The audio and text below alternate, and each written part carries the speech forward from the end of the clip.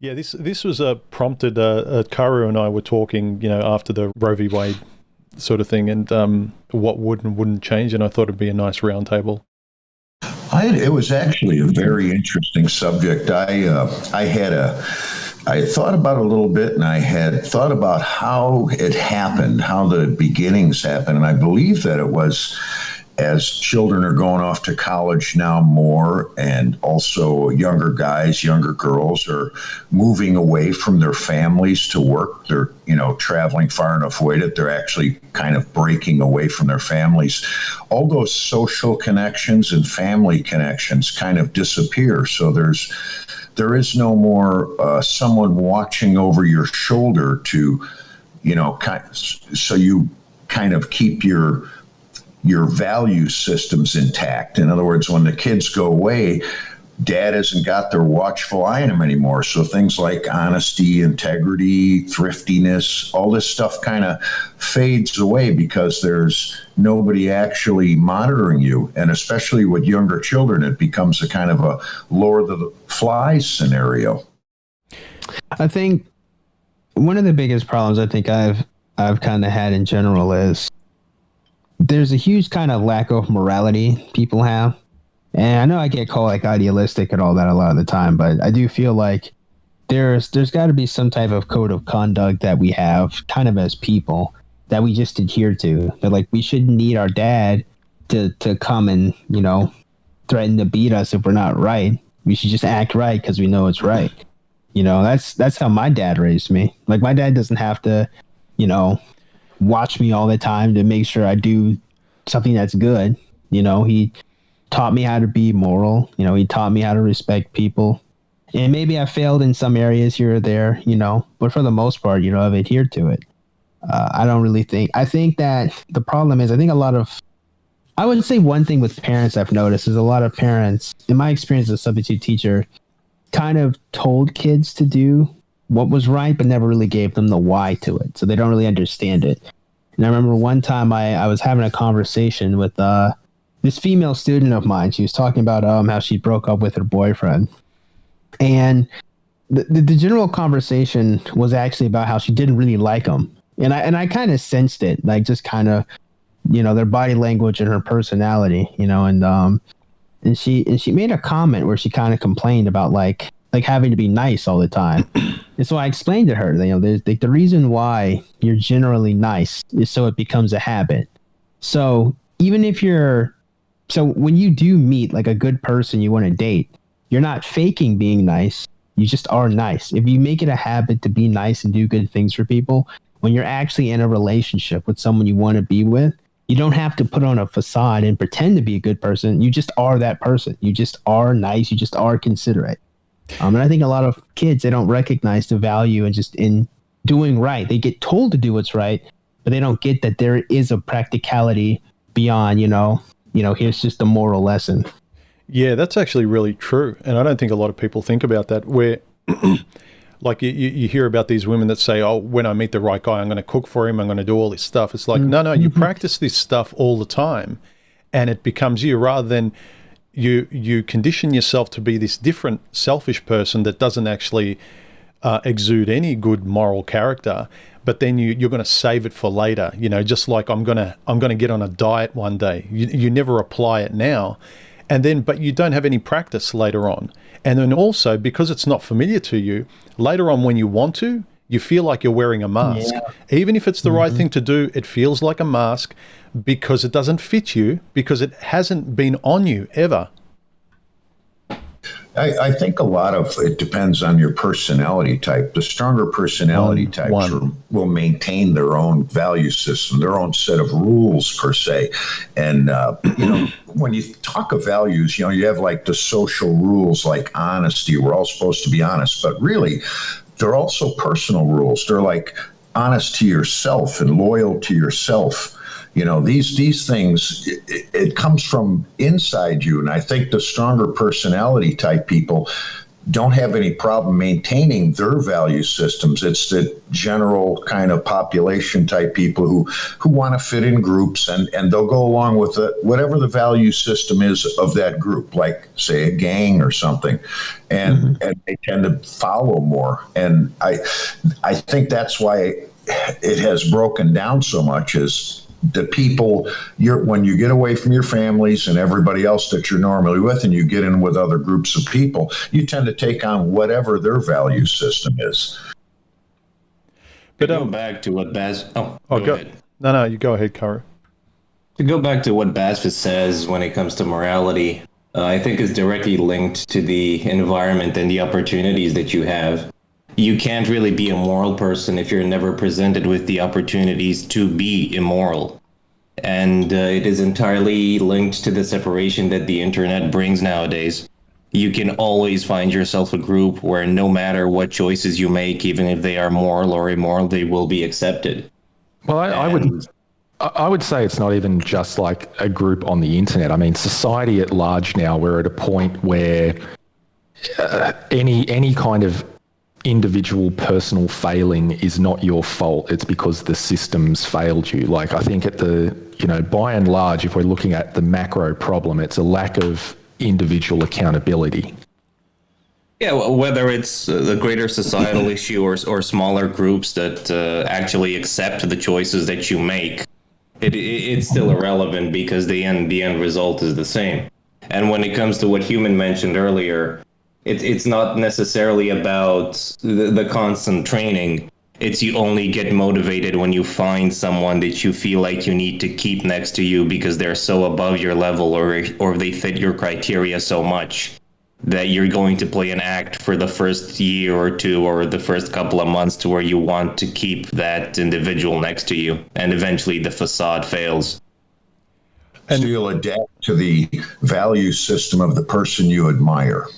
But like also think about the effect it has on, Bass kind of mentioned, like if you're not practicing being a good moral person, like say for instance on the other side of the coin, say for instance yourself, like you want to have a girlfriend, a relationship or something. If there's no one to practice giving someone your good side, the person that deserves it, I like most guys never get practiced in actually caring about someone because no one's worth caring about.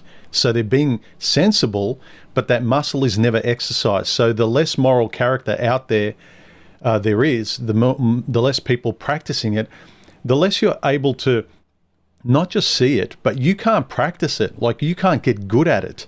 You can cartoonishly like guys are trying to be moral and be tough guys and be alpha and all this, but it's a kind of clownish, like a comic book show, but you're not actually doing it in a genuine way. So the less it's out there, the less I can actually practice even being a good person to someone who can deserve it. I think probably a good analogy for this would be like if we talked about weightlifting and fitness. Like I think most people here sort of do some level of exercise.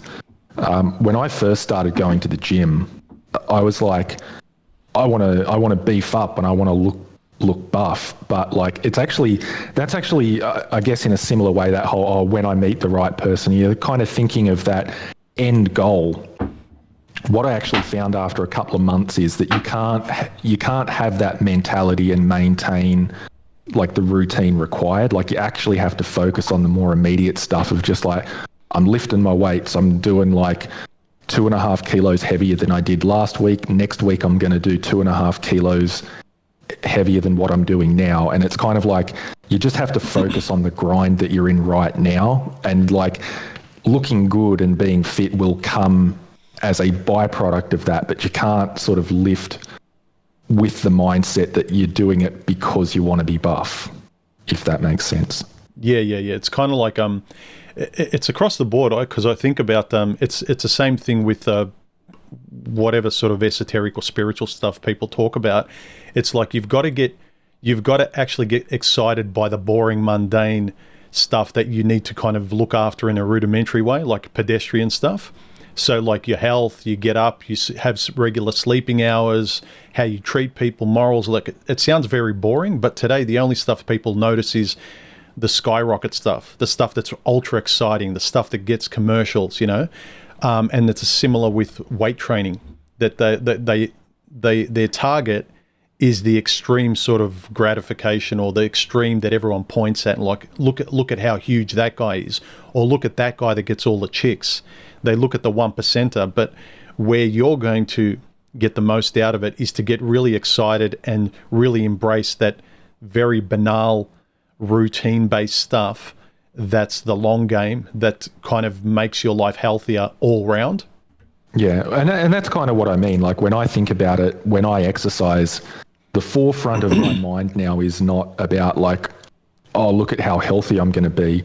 I actually said this to Khaoru the other day because he said, oh, I wish I had your motivation. And I'm like, it's not real. I don't think it's really motivation in me. It's more like mild OCD, where if I break my routine, I feel bad. Like it's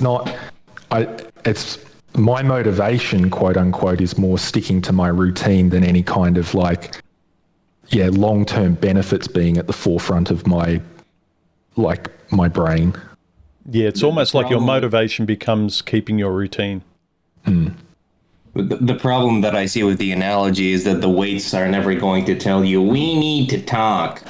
And the weights are almost never going to make you suffer for picking that up, for picking them up. They're going to be a constant in your life. I can tell you the weights do make me suffer.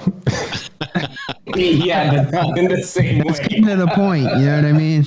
If the weights don't make you suffer, you're not going to get stronger, But people in actual diet have actually reflected that. They say there's a clarity in weightlifting because 5 pounds is always 5 pounds, 3 sets is always 3 sets, and so the clarity of that routine and you kind of taught that mild suffering leads to incremental rewards. So like a bit of pain, you get something back. It's not for nothing. Yeah, one thing that there's two things I can say, and I think the first thing is kind of weightlifting, quote unquote, or like literally lifting weight humbled me.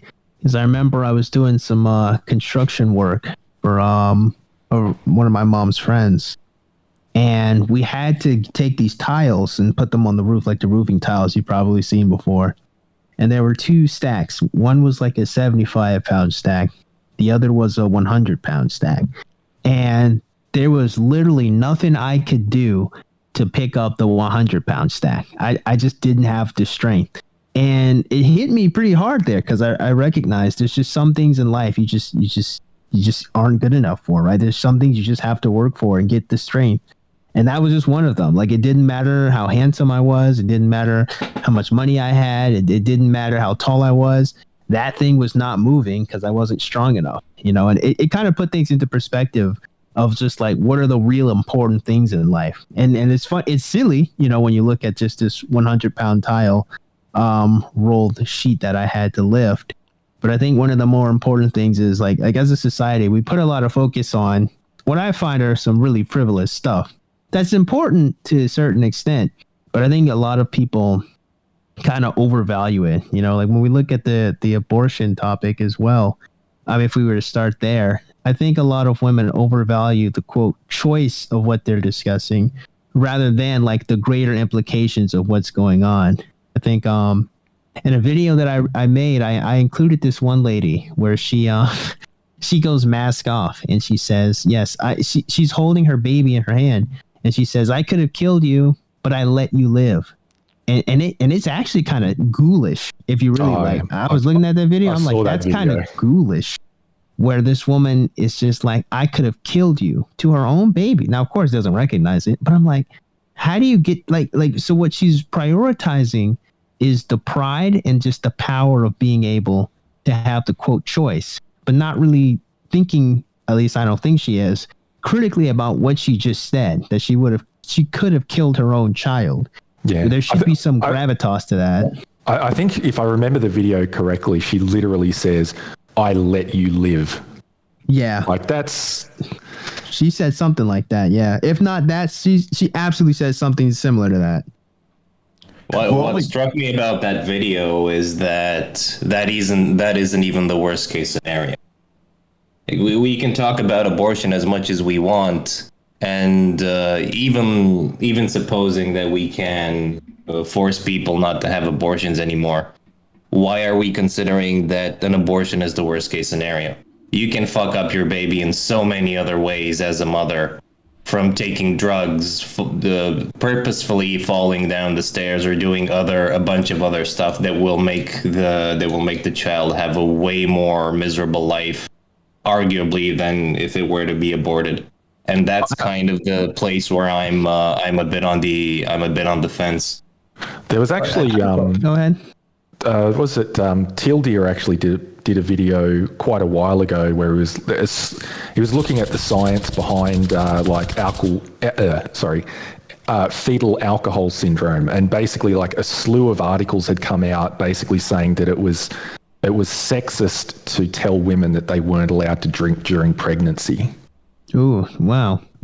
And he looked at all the science and was like, based on the actual data, there is no safe level of drinking during any trimester of pregnancy. But yeah, this slew of articles came out that was basically saying, oh, a little bit of alcohol's okay, and the stigma around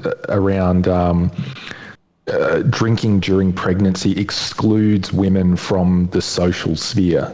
It's basically, I don't know, it's kind of like anything that restricts what women want to do in any way is basically right now seen as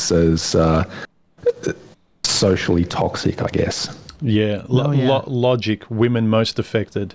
Yeah, and imagine you're not allowed to have an abortion, and the woman says, yeah, I can't have an abortion. Well, I'm going to drink myself to death every fucking night, and I'm going to take drugs.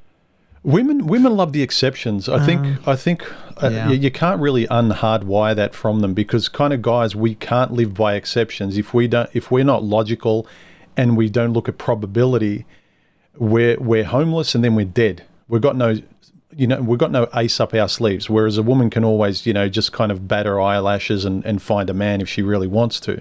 So with her, it's always like, I'm going to be the exception. And because she wants to be the exception that every guy picks amongst all the other women to marry. So she's always got exception flowing through her veins. And so to her, it's like, why can't I drink? I'll be the exception because I'm special. So I don't know how you can undo that from them. I think the first thing is you can't blow smoke up their butt ever since they're a child, I think. Because I think too many young men as well have to accept the bill for this one too. I guess the simps, you could say, for blowing way too much smoke up a woman's butt and really elevating them to make them think they're better than what they really are. I think because too many women walk around really thinking like their shit doesn't stink, when in reality they're just people.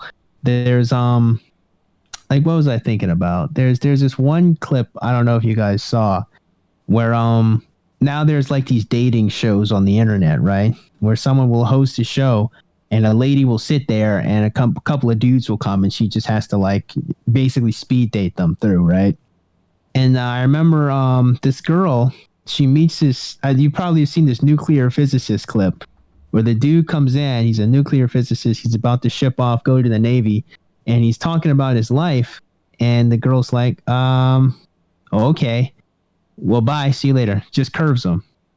Now, what was really interesting about that is when she has to explain why, she basically, for lack of a better word, says that the dude was boring. She just, he wasn't exciting. She said she wanted to hear more about how he'd take her go-karting or something like that. Just some frivolous nonsense, honestly. It's they're not really recognizing the practicality of the world that they're living in. I think partly because a lot of them just have so many options, like Human was saying, that if they feel like there's so many different men that they can pick from, or they have to curve so many men, that we're an abundant resource. We're not even people. We're just a resource they can, just pluck when they need one, instead of people they actually have to foster relationships with. And I think that kind of goes to their children at this point too. They treat their children like it's an extension of them and not like their own person that they kind of have to raise and help, Oh, well, the women are always self-referential. The only person they care about really is themselves. And when people cite, oh, well, they care about their kids, it's only because it's an extension of them. They don't really care about the kid in and of themselves. And like in terms of the problem still comes down to how do you make women stop? Because a man can't do it. He's the patriarch that's the cause of all of her past problems anyway. So he can't say anything because he's the enemy. And you've got a whole bunch of mothers and grandmothers who are at the very least coffee shop feminists and believe in sort of the wage gap and patriarchy and all of this sort of stuff. And so if they're not teaching them and they're saying, yeah, you're right. See, look at us. We're alone and we're frustrated. We're proof that what we've been saying for the last half a century is true. And so if the women aren't mentoring them in reality, then it's kind of hard because the women of today are literally like the 5% of chads on Tinder. How do you get them to stop and become moral? So you've got 95% of women acting like the 5% of chads on Tinder. How do you get those women to stop in the same way? How would you get those 5% of men to stop when they're basically a kid in a candy store? You can't, because all their failures are based on selfishness, and you can't take that out of them. When they delete their kids, they're being selfish. When they're being dishonest to you, it's because they're selfish. It's all based on selfishness, and I don't think you can change that. I don't think there is a solution to that. Yeah, I don't know if not an external one. But go ahead. I was going to say, I don't know if it's necessarily just straight up selfishness. I think it's a long running, and I would argue like biological interplay between men and women that leads to these behaviors. Like if women are always going to have everything handed to them on a silver platter, like this is just, why wouldn't they act like that? One of the things that was always telling to me was those articles about how and I'm sure you guys have all read them, about how like once women hit a certain age, like usually it's mid-40s, they're like, oh, older women become invisible. And it's not true. What happens is that older women basically become men, where once the silver platter, once your looks fade and you're no longer handed everything on a silver platter, you're actually expected to produce results. And if you don't produce results, you are invisible. I think it was Man Woman Myth used to say that women are human beings and men are human doings. And that's what it is. It's like when women hit that age, they're not being discriminated against. They're for once in their life actually being, viewed meritocratically, and they can't deal with that. They actually get worse. They get more demanding, and they become terrible. They become more ruthless. Ruthless and demanding. Those are my two biggest pet peeves with older women. I would say, ironically, like a lot of when they get older, they do get stricter standards. It's either like some of them finally kind of recognize that, they just kind of breathe that heavy sigh and are like, all right, dude, I give up. And they'll finally like lower their standards. But a lot of them get really cocky. And it is interesting. I've seen a few times where I've talked to women, they'll be like 35 coming to 40, and they still have like these standards up to the moon. And I'm like, fam, I don't know where you think you're going to find this mystery man, but it's probably not going to be anywhere next to you.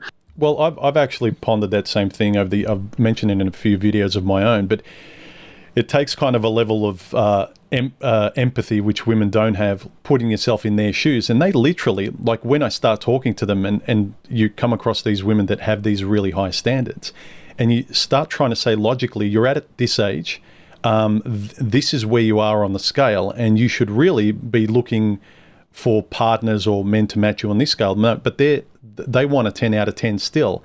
In their eyes, they were feminists all their lives, career-minded chicks, whatever it was. Like they had their standards ridiculously high. In their minds, they didn't wait and sacrifice for decades to lower their standards. So they are only going to reach for the ceiling. So they will not be humble because in their mind, they didn't go through all of this now to concede. True. Just think about the average life cycle of a average to above average female. All they have to do is just show a shallow interest or knowledge about a subject. And even the gentleman that BASSFZz referred to earlier, the nuclear physicist, if he wasn't a bit switched on, he would just probably give her a pass. I'm sure you've been in situations where a girl pretended to be nerdy or to be into the same things that you're into, and your that's friends Twitch, just bro. look at her. Yeah, that's Twitch. That's women that are into anime. That's all of this shit. I mean, women don't even realize that most anime girls, they're just dudes with a female body with a female avatar pasted onto them, and all they have to do is just show like the minimum amount of effort, and they have to look good, and everybody's going to give them a pass. And having going through life like this for 20, 25, maybe 30 years, sometimes it even works more depending on how well you handle yourself. Like, you're not going to develop mechanisms to where a guy that has self-respect and has morals is going to look at you as a catch. You know, I've actually had women say, "Oh, you used to be an engineer." "Oh, I'm a nerd too." And I look at their tattoos and I say, "Really? Where's your E=MC² tattoo?" And they look at me with a blank stare. Yeah. No, Probably have to explain what E=MC² is as well. So going back to something that you said a moment ago, Human, like about like why, you know, women have, I mean, they've essentially been sold this, I don't know, I would call it a lie that you need to focus on career now, family later, and build it up. So like once they've sacrificed all this stuff, why would they drop their standards? Would you say that by and large the problem with middle-aged women who find themselves in that position, it's largely like the sunk cost fallacy? Yeah, absolutely. Yep, I was actually going to say. It wasn't to me, but yeah. So just quickly, I was actually the image that popped in my mind when you guys were discussing that, and sort of I said my piece was like the poker player who's kind of gone so far in that they're going to go all the way, and they don't know when to pull out and to be reasonable and to walk away from the table with sort of their reality with the world still intact and still having some sort of a life. They're just going to go all in and they don't care.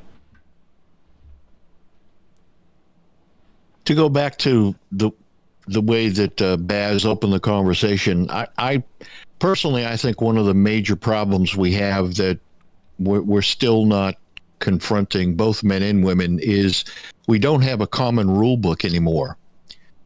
Everyone's playing some type of game, but no one really knows what the rules are. So I was just thinking about that the other day. Yeah, go ahead. Yeah, we get stuck in these endless cycles of trying to figure out what the rules are. No one knows what male expectations are. No one knows what female expectations are. And I'm not suggesting that we ever had a universal rule book.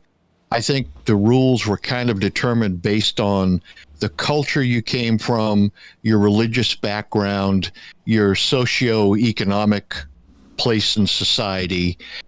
So I don't think there was ever a universal set of rules, but I do think that prior to the internet, we kind of dealt with the people that grew up and were acclimated to that set of rules in our community, in our group, whatever that group was. And with the advent of the internet, now, you know, I think people, because there are no well-defined rules anymore, I think people find something to connect to, and they think they're playing some kind of game. But I think, you know, we continuously end up at a place where no one really knows what the rules are anymore. I think that women never played by the rules, and men would play by the rules that were advantageous to them. If a guy's an 8, he can play by his own rules. But if a guy's a 3, he's going to change the rules every chance he gets to make an advantage. He's going to lie, cheat, and steal. You don't think that guys traditionally have been the enforcer of the rules, though? I would think, yeah, I would say definitely. If you think about like think of like chivalry, for example, a code of conduct or Bushido. Like men were always kind of seem to always have to adhere to some type of like standard of being. Yeah. Yeah, it's like a common language. Like we're speaking English now. If the next person starts speaking like breaking the English apart, or certain words mean something else, like we can't relate. So it's like a common language that everyone gets, and then you feel good in life because everyone agrees that these certain words and these sentences mean these exact things for every person. It's not up to interpretation. And the problem you get with women is that they feel the way they feel about certain phrases. They don't actually literally mean what they mean. Literally means figuratively, and vice versa. She didn't change. She didn't break her promise. She changed her mind. It's all today. This semantic game is sort of plays into the hands of people avoiding responsibility too. Well, I think as men, we generally right now, this group of men are all being honest with each other. Yet if a woman was to walk in and our audience changes, all of a sudden some of the guys are going to change too. I'm sure every one of you have seen it. And they start playing by the women's rules, whatever works. Yeah. Yeah, I think part of it goes, I think there's two explanations. For one, there's the need to get the woman's approval, like sexually or otherwise. Like in order to get the woman to like you, there's certain things that you can and can't do. If we take it like classic nerdy type stuff, like you can't start talking about anime, you can't start talking about like video games and stuff. That's not cool. Like she's not gonna relate. So you kind of have to act accordingly to get what you want to that extent.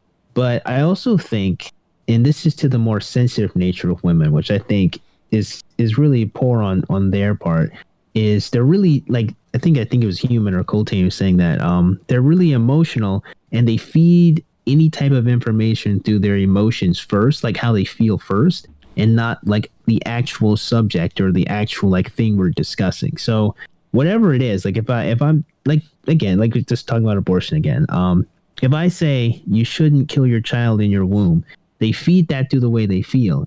And it's like, well, it's my body, it's my choice. So that pride and ego gets in the way first before they look at the merit of the argument. And the merit of the argument is, this is a human being inside of you. You as its parent have some type of obligation to protect it. That's not fed through there. So I think that the reason why like men kind of have to adapt is because like women, they're it's like their firmware isn't the same firmware that men are working on. It's kind of eerie sometimes. Like when I talk to women, how they operate, it's a little interesting at least. Yeah, it's kind of like a man can, because like we've got our biases and a lot, and then like I've mentioned in recent videos, we're not really making choices, and it's nothing new. People have talked about this. We try and rationalize our biases, and we think we're making a choice. And I think that men can be stopped by another man kind of, feeding logic into the conversation and saying, hey, dude, but, this leads to that, leads to this. And you go, yeah, I know you're right. I'm just, I want it. I need to act better. I need to discipline myself. But a woman actually doesn't have the filter in her head, or other women, their conversation is whatever feels good. So confirming your biases, at least with a man, has a chance of logic and like morals interrupting it. But with women, her own internal voice and the voice through other women, it doesn't have that kind of logic interrupting it. It's like whatever roads lead to feel good is where we're going. Well, and I mean, that's actually, I mean, that's fundamental to the, like one of the core problems with how abortion has been practiced over the last, 5 decades. I mean, there are very clear examples. Like I remember reading this one news story. I think it was, I want to say it was Philadelphia or something like that, where this guy had shot and killed his girlfriend or whatever. The woman was 11 weeks pregnant, and he got charged basically with double murder. Now, I can't remember the exact jurisdiction. I think it was Philly, but I remember looking it up, and where this crime had happened, the legal cutoff for abortion in that jurisdiction was 20 weeks. So he got charged with basically murdering the unborn child, but the woman could have walked into any abortion clinic that that day and terminated a quote unquote clump of cells. So it's like how it's being applied and like where life begins, even as the law is written, is quite literally at the moment whatever feels good to the woman. Like our definition of whether it's a living person or not is up to whatever whimsical feelings the woman has at the time. If she wants to keep it, it's a human life and you'll be charged with murder. If she doesn't want to keep it, it's just a clump of cells. It's the old double standard for men. And it's the same thing they recently passed, making prostitution legal in California, but soliciting for prostitution is still illegal. So if you're a guy, you're going to get nailed. And Bass, I want to coin a new phrase for your theory. I'm going to call it the emotion integrator. And all PUAs are welcome to draw a little square on all their charts and graphs. Yeah, I think women's just default is, again, lack of responsibility. They expect men to be responsible for choices that externally affect other people, like kids, society, laws. You know, men create all the wars. Like, we're responsible for everything that happens externally. But women are only ever feel compelled to take responsibility for what they want internally. They feel no responsibility for anything outside of their own needs. That's the world. That's men. They're the ones that deal with that. Whether they implicitly say it or not, that's their instinct.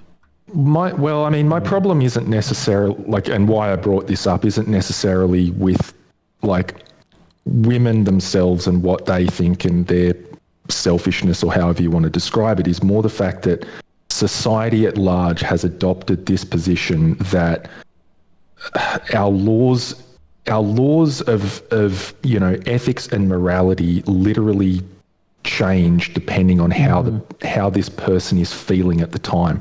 And it's not just abortion either. I remember, this is going back some years, we all got made to do at work one of those workplace harassment seminar things. And there's stuff in that where it's I had to do a worksheet and it's tick the things that could be considered as workplace harassment. And one of them was ogling.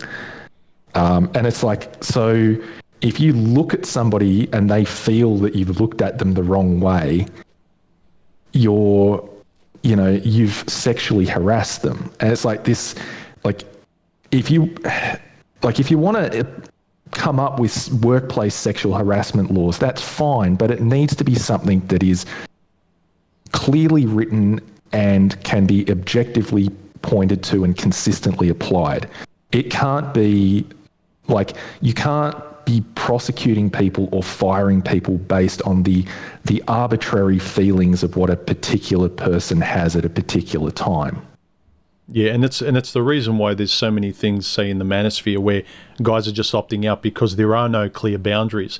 I think even if the boundaries were ridiculous, men would have a clearer way to either engage or avoid. At least if there was a clear line, if women required X, Y, Z, and you had to jump through said hoops, but those hoops were real and material, then okay, I can sort of judge how I'm going to do it if I want to.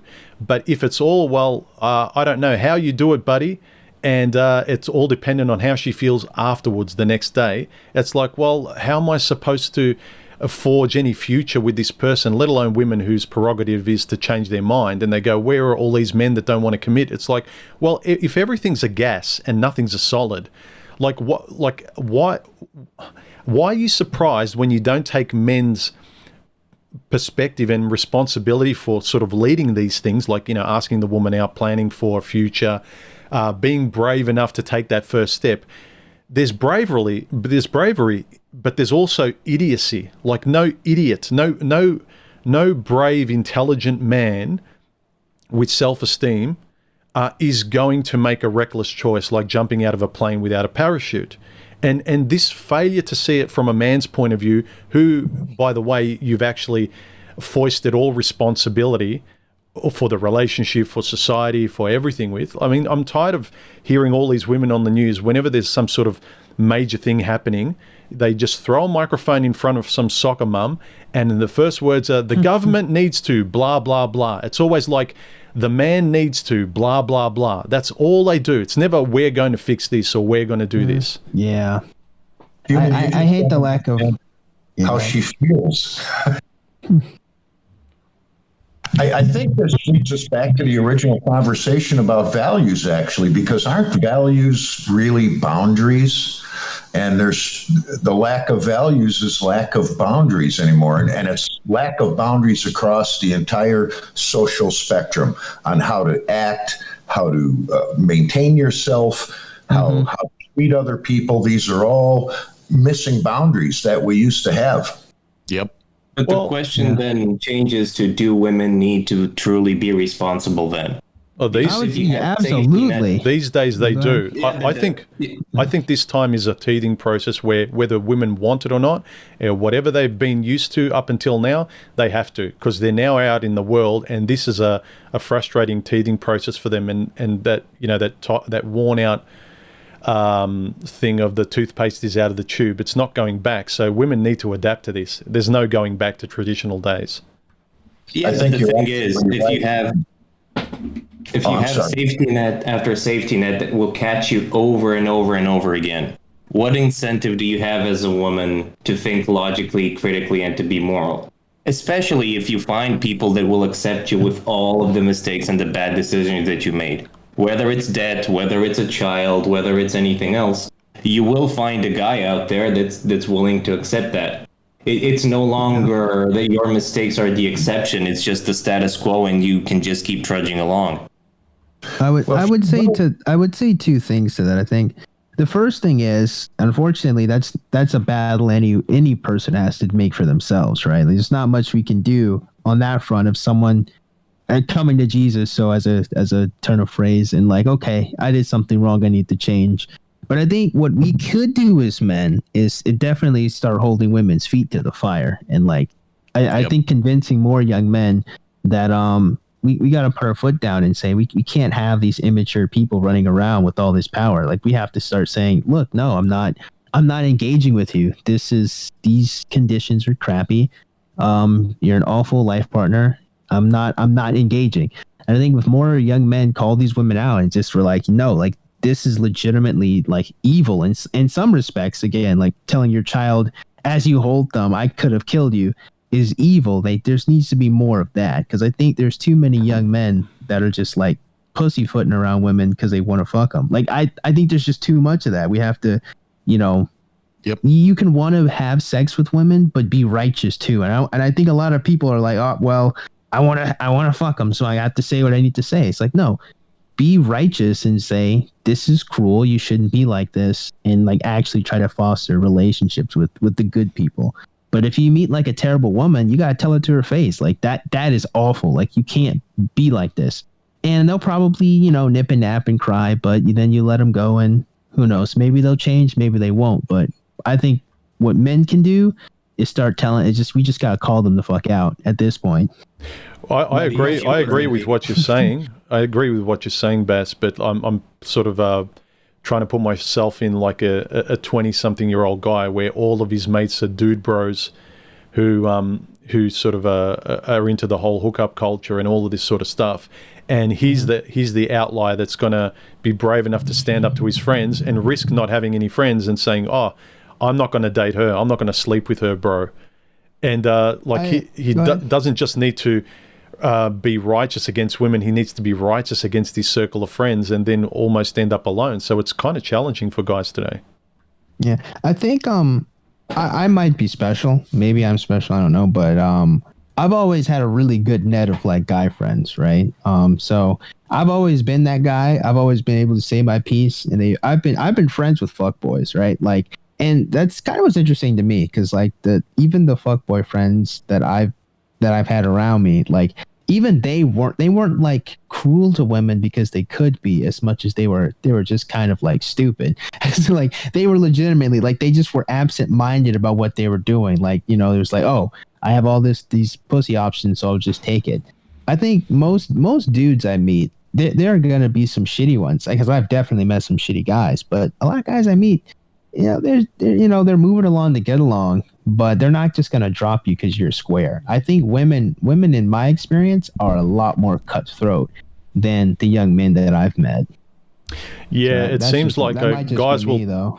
will take the opportunity, and it's not to excuse their like not being as moral as we all should be, but because the opportunities are so rare, and they see that, you know, I can get women at this stage, I'm taking it. You know, I've got the keys to the candy store, but it's not malicious, like you said. Whereas conversely, there's very few women who can get access to a lot of men that have really nice personalities. Yeah.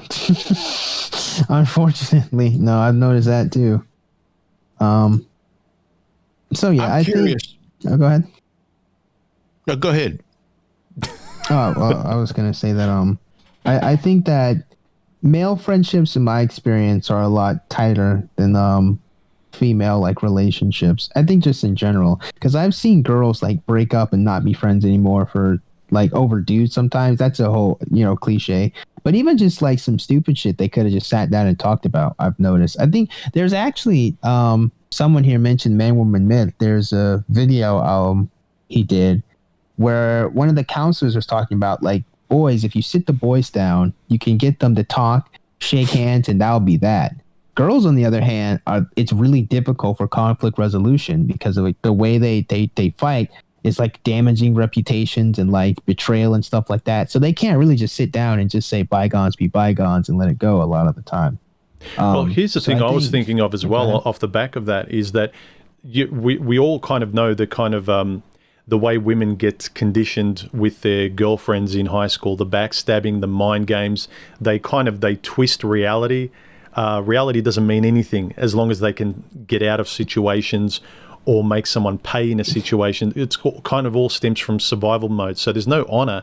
It's about sort of surviving and stepping all over everyone. So if that's the way you get conditioned, and then in the past, you used to actually, in your late teens and early 20s, you used to sort of adapt to men and hopefully get with someone and learn to mature in that sense. Like, you leave women in the rearview mirror. But now, if you're conditioned by the cattiness and the psychological manipulation of getting what you want in the world with women in the schoolyard, and then you become an adult and you still only have that rule book playing in your head, and you're just hooking up with guys, lying, having 3 different lives with different men, but you think, no, when I'm in my 30s or 40s, then I'll mature, then I'll become this noble person. Going back to what we said, you haven't practiced that. You don't know how to do it. You're like concrete that's set. You've got no plasticity left in you. So time actually takes the ability away from women even if they want it. It's like if you've been an addict all your life or eating junk food, you may want to get fit, but there's like no chance in hell it's actually going to be doable when you get older, no matter how much you want it. Yep. BASSFZz mentioned something. Oh, go ahead, Boffin. I'm curious to ask you guys, one of the red flags for me when I was evaluating a woman for a long-term relationship was her stand on abortion. It was it was kind of a deal killer for me. But I've honestly never talked to a woman that was enthusiastic about the idea of abortion. And I was curious to hear what you guys had to say. What were your experience through the years talking to women about abortion? You want to go like down the list? I can start. Sure. For me, it's always been a deal breaker if a woman was fine with abortions, because in my experience, I've seen even the ones that say, I would never do it, but I'll let other people, even they kind of fold when the pressure comes. So I always need like a conservative minded lady that's like anti-abortion. So that is a deal breaker for me. As far as like talking to a lot of ladies, typically I do agree for the most part. There's some women I've met that would treat the potentiality of having a child as a foreign invader. So they'll call it like a parasite. Like I've met a few who are like that. But for the most part, most girls, they're like, they are, as you say, they're not really gung-ho about it, but they still kind of want to maintain that control, that power, that they could get it if they wanted it, from what I've seen. Yep. So I guess my stance on it, it's probably a bit different. Like, I guess, like, I was raised in a fairly liberal household. Like, my mother was a feminist and everything. A lot of this stuff I've really only sort of reassessed and come around on it in the last 5 years or so. In my personal relationships, like, it was just something that never really came up. Like, it just didn't, like, never talked about it with girls. But obviously I saw, you see stuff online and women are always very outspoken about it online. But since I've reassessed a lot of these things and I've come around on some of these issues and I'm sort of talking to some people about it, it's interesting finding how many women I talk to about it now. And I'm not interested in relationships at the moment, like possibly at all, but talking to women, I'm surprised how many are actually against abortion. I think I'm not sure that the sample that we see online and in the news of like women ranting and raving about they're taking our rights away. I'm not sure that's actually an accurate representation of what the average woman thinks. Yeah, most of the women I talk to. To be fair, we do have to be fair. Most women do love children. To be fair, in my experience, they do love children. So I think my concern is the fact that they would want to fight for that control. And my greater concern are the ones that again treat it like it's a foreign invader, like a fetus isn't a human to them. It goes back to they just don't want to take responsibility, and abortion takes that responsibility, like it takes it away from their hands. So rather than saying, well, maybe you should think twice about, like, maybe mothers should teach their children like your grandmothers used to, and sort of, be a bit more selective over guys and not give it up so easily, and not start OnlyFans, and not sort of let it all hang out and give every guy not just a sample, but let every guy sort of have everything for free. Well, it's actually the women that I've seen who talk about it as like, and I've seen memes posted like back when I was on Facebook where they're like comparing like having an abortion to like getting rid of a tapeworm or something. So I have seen that. One of the things that I've noticed about those people is, one, they're pretty rare, those level of extremists, and two, they're usually like ugly, overweight, cranky feminists that nobody wants to sleep with anyway. I'd say more so the problem is that like a lot of women, and again, this is even the women I've spoken to who are pro-abortion to some degree, all seem to admit that it shouldn't be used as just another form of birth control. Like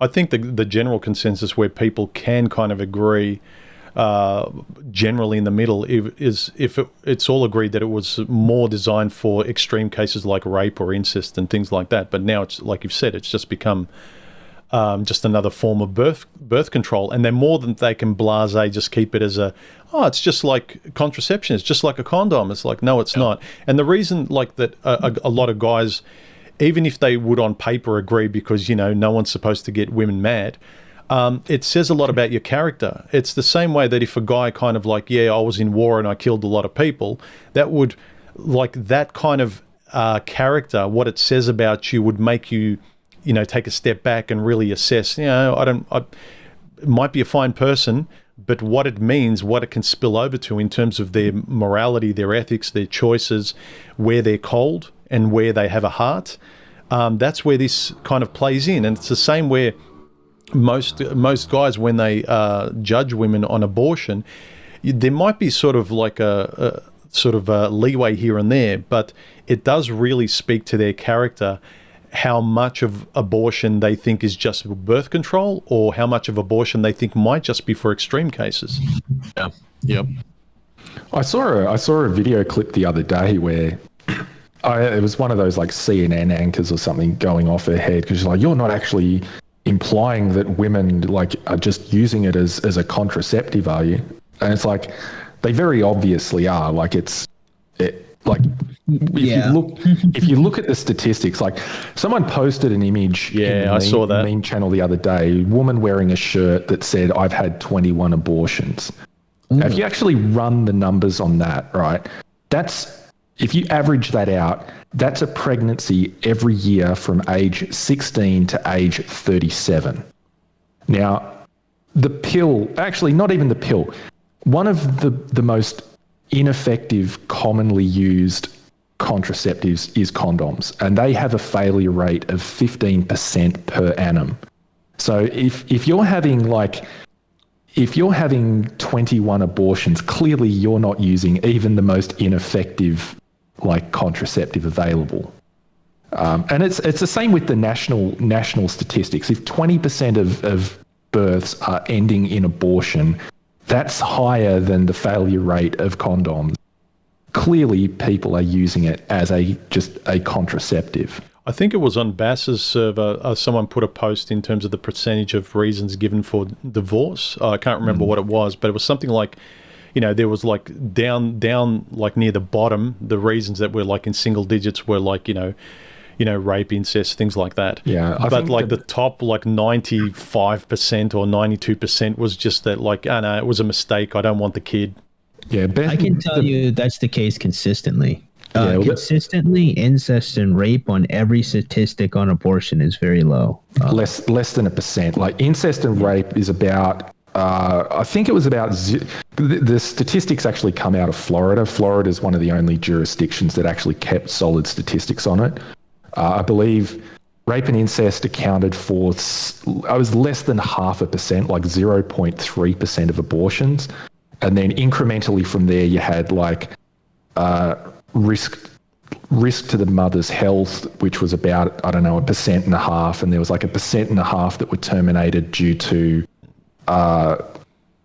problems if the fetus was detected to have Down syndrome or something like that. Then it was 25% was because of socioeconomic reasons, basically. I mean, they would say career and stuff, but it's really just, I want to keep drinking and fucking. Probably. I mean, and then the next 70% or so is just no reason given. So yeah, about basically more than 95% of abortions are for none of the reasons that feminists say should exist. Yeah, and for the reasons that most people would give a pass, okay, this person was forced or incest or whatever. It's for none of those reasons that people would say, look, if I was to give it a thumbs up, it would be for these extreme cases, which is like you said, less than 1%. Yeah. And the thing that's interesting to me is, like I said a second ago, if you look up next to any statistic on abortion, probably doesn't even matter the state or even where you get it from. Again, rape and incest, they're always percentages, single digits, 1 or 0.5%. So to me, at least, I don't really like invoking statistics because they got to be analyzed and sample sizes and stuff. But when I can see that literally every single time I look at this, rape and incest, the exceptions are indeed the exceptions, I'm we can't use that as a reason to justify the vast majority of abortions. It's hilariously illogical to me. Well, what I want to pose to you guys is something that Khaoru and I mentioned when we were talking about this, is what are the effects now on trying to foist old-fashioned values on a society that's gone so far the other way? What domino effects do you have, or where can't you sort of force this through now? What are the barriers now? What's the resistance? How we've already talked about how you can't get women to change in certain ways in terms of their views on men. The toothpaste is out of the tube. What are the effects now of trying to implement not so much old-fashioned values, but values that are the common sense, that work, that are more rational and more cooperative? What effects do you guys see? Condom stocks are going to go way up. Yeah, or penis gloves, huh? No, but I think one thing. Oh, go ahead. I was just going to say, I think most people probably know what my position on this is, which is that, whilst this is all very, idealistic, I don't see it actually happening in practice. Like I said, like I've known married women who've been on Tinder. Even if they're not on Tinder, they've got girlfriends who are on Tinder. You know, they're all on Twitter. You got all these girl trips. Yeah, you got like kids these days from the age of like 11 or 12 have smartphones. Like I don't like, unless, even if you were a strict parent that didn't let your kid have a mobile phone, their friends are going to have mobile phones that have Twitter and Tinder and TikTok. Like, short of actually taking your kid and locking them in the basement until they're like 20 years old, I don't see a way of like correcting the problem at this point. Yeah, unless you ban it everywhere, it's not going to make it. And you're just kind of doing the whole supply-demand thing. You're limiting like abortion in certain states, but then it just kind of it opens it up to sort of have longer queues in different states and charge people more and blah, blah, blah, blah, blah. So if you were serious, you'd ban it everywhere. But this is kind of obviously not. So I don't think things are going to change. Things are just going to adapt. I think, well, for one good thing, at least good for me, is most states, at least in America, already kind of have rolled back. I think only like 18 states currently don't have abortion restrictions. I think the vast majority of states are like, yeah, no, fuck that. Abortions are illegal now. So I do think that, I don't know, it's hard to predict because there's lots of different things. We could have some different demographic changes. We could have a huge spike in female mortality rates. Some women will go under the table and get killed like they did before. That might happen just from sheer pride of some of these women. They might lose their lives over it. That was actually one of the reasons why Roe v. Wade kind of was accepted at the time. I remember reading a couple years ago was everyone there kind of knew it was shitty law. It was just that they thought that it was a necessary evil because they knew women weren't going to go under the table. And it was kind of a way to make it, quote, like safe for them. I've always obviously not safe for their babies, but you know, I've always hated that argument. It's like, women are going to go and do it anyway. Well, I mean, murders are still committed. That doesn't. Yeah. That's not an argument for us to decriminalize murder. And you're right. You're right. I think that's probably why Roe v. Wade got overturned. 50 odd years later, because it is crappy law, honestly. But that could happen. I think for me, like if we're looking at, I'm kind of with Colttaine here for the most part. I don't know if society is going to really shift to being more traditional. I don't think the stage is set there yet.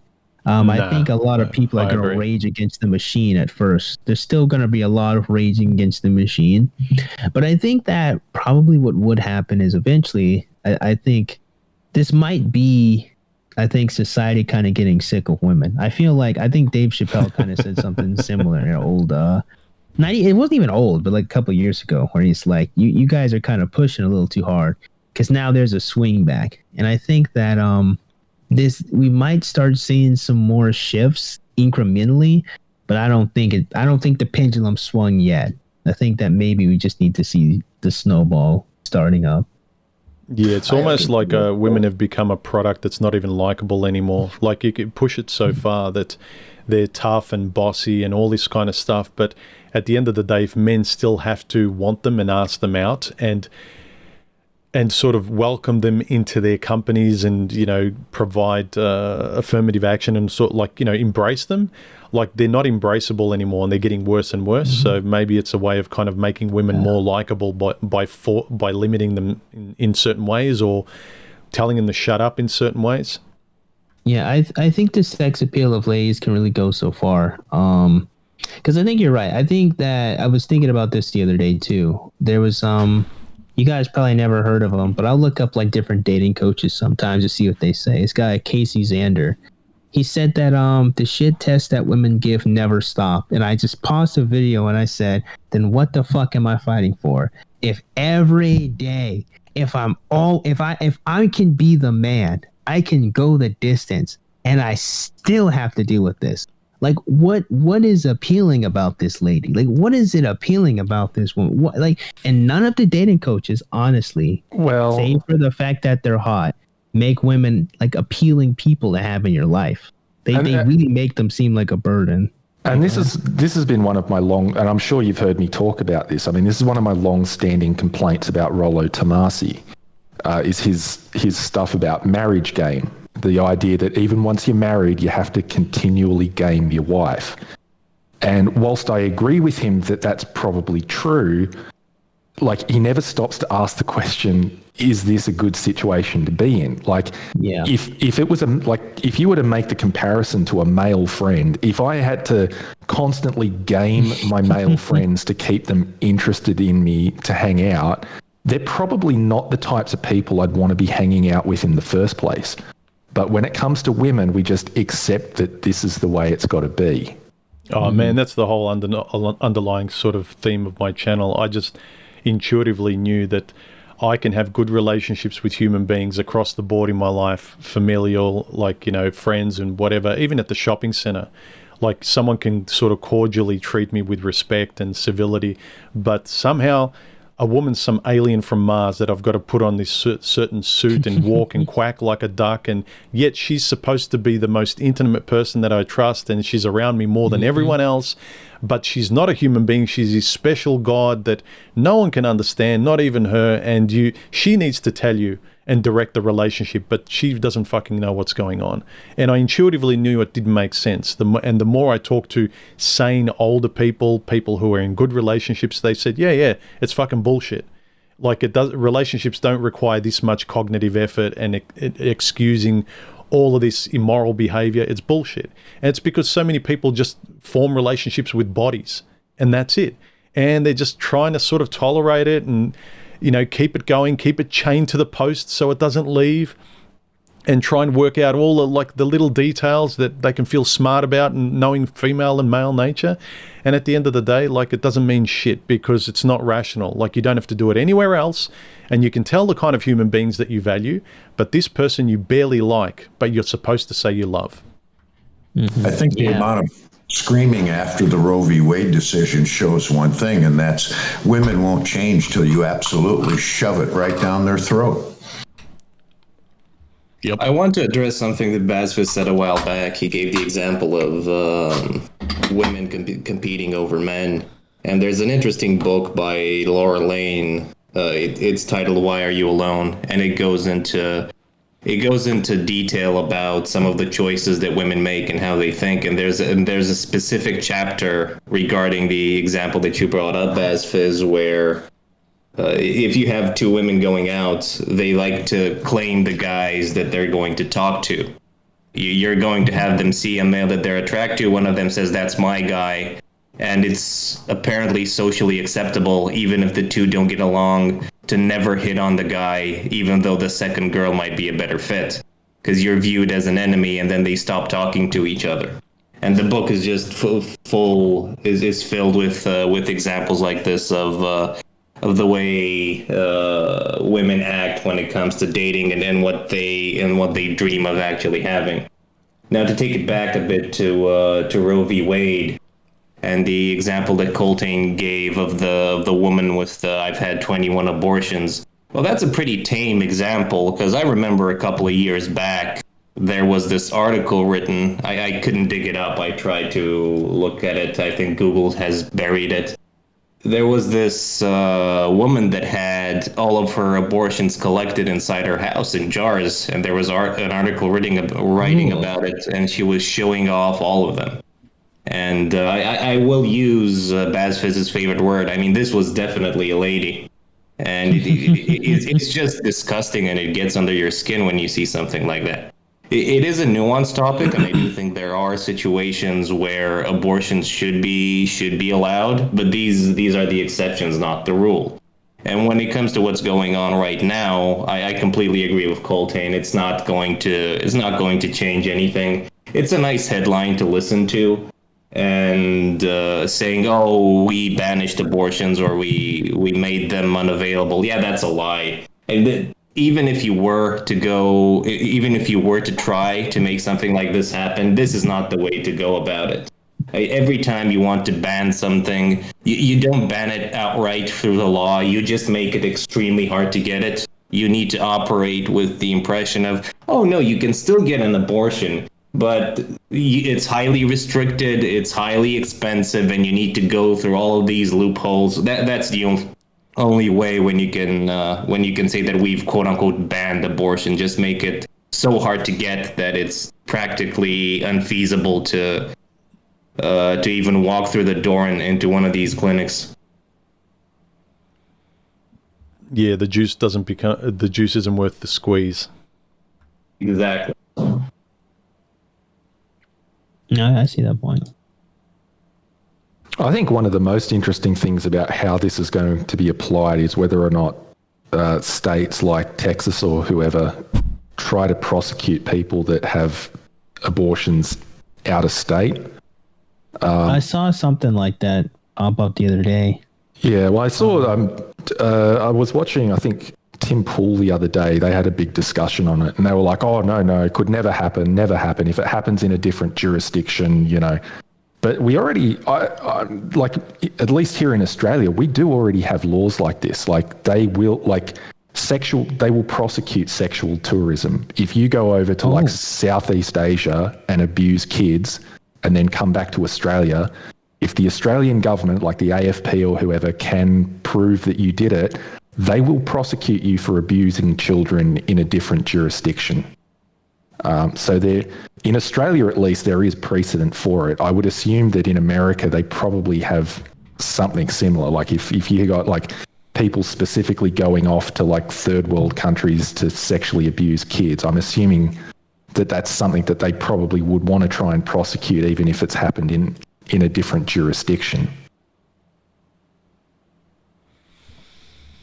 I honestly don't know what the laws are in the states, but believe it or not, there is established law in the states where if you travel across state lines and purchase something, say in a state that doesn't have a sales tax, when you carry the goods back into your state, a lot of states obligate you to report that and pay that sales tax. So there is some mechanism for states to be able to enforce cross-border activities, but whether or not it would extend to abortion, I have no idea. Yeah, it's kind of like the extension of when you fly in and out of Australia. Like you have to declare any kind of goods, any foods, anything like that. So, and if you don't declare it and they find it on you, you can get fined. Right. Australia is pretty strict on that. I don't know the application, how strict they are, but they always kind of make a point of telling you whenever you fly. Yeah, it's kind of interesting here because if you do something, you go from one state to another and it's a crime in one state, it can also be prosecuted federally because you went between two states and now it's in federal jurisdiction because it's considered an interstate crime.